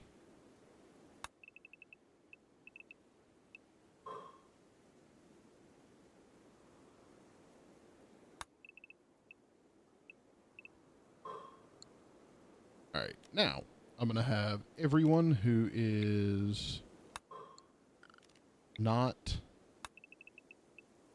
even if they're not really good at it, assigned to mining as well. Yeah. Okay. Just so if they're bored, they can... There we go. All right, now. Everybody should start hauling stuff all day long here.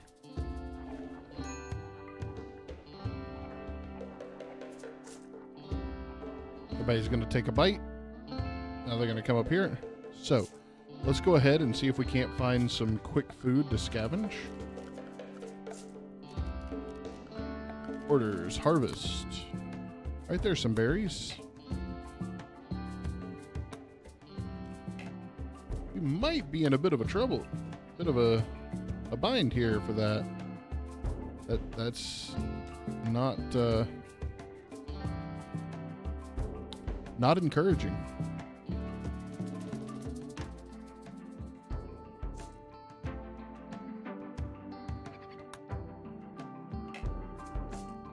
Ooh, and there's boomalopes. That's not good. If you can't tell from the name that you don't want to mess with them, well, I can't help you much.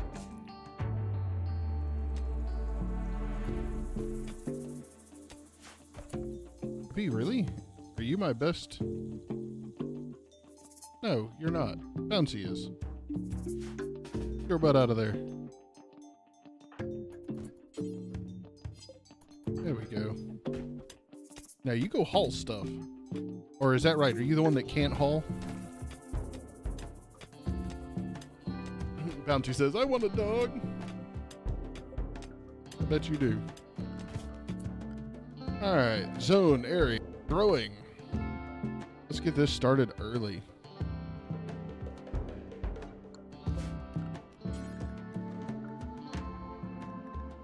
Cotton.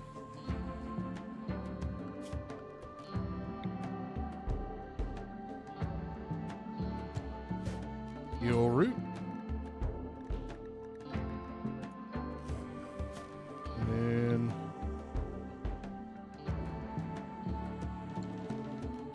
I'm pretty sure this is supposed to be like super fertile land here. We'll go this way. But I could be wrong. And then do rice again. Alright. Now. That should get our farmer going. And we do need to get our stockpile zone going. What is this? Uranium. Man, right there. Dreamer loot.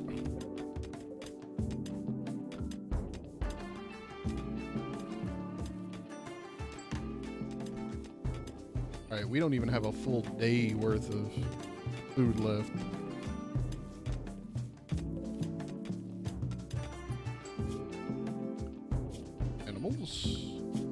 Sign. I forget where to do that from. Oh, they can't have a master until they've been trained. I forget.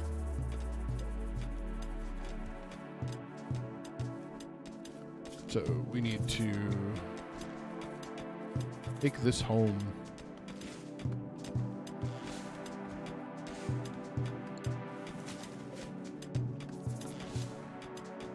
All right, we're starting to get late, so we need to go ahead and create sleeping spots for everybody.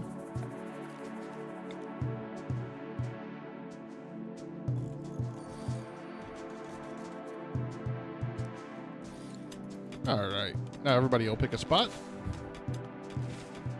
I think, though, we want to go ahead and set up a door.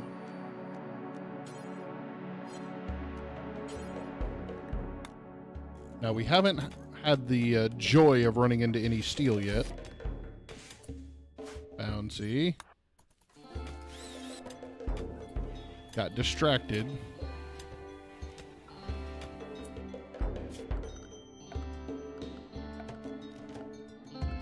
Furniture. I still gotta figure out and remember where all this nonsense is. All right, there we go. Now we're starting to get somewhere.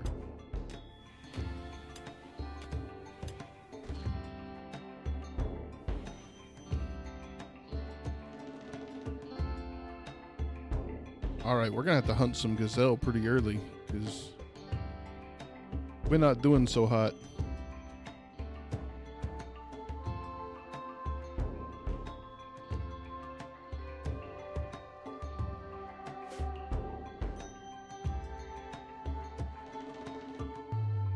I'm not sure if we should gather the mushrooms or not.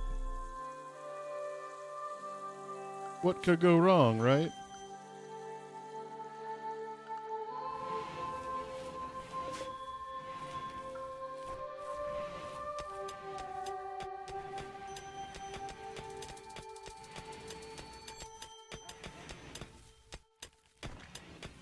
And okay, guys, I think we're going to go ahead and stop this right here.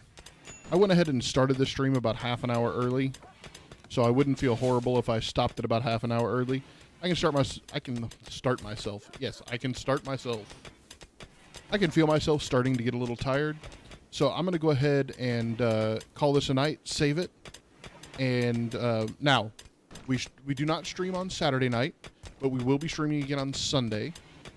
And as long as she's feeling up to it, Rena has promised us a Stardew Valley multiplayer run. But after that, on Monday, we'll probably start back with this. So, yes, Bouncy, I need to go ahead and go. So, everybody, I greatly appreciate y'all taking the time to come and say hello. If y'all please go ahead, if you enjoyed what I had put together, hit that follow button. There's also a join for our Discord and a link to our YouTube channel where I upload everything that we do in case you want to go back and rewatch it. I don't have any exclusive content on there yet. Most of it's still just streams, but I'm working on it. So, thank y'all very much. Red Eye, if you're still around, I do greatly appreciate you stopping by, man. It has been forever. A little over 2 years. And y'all have a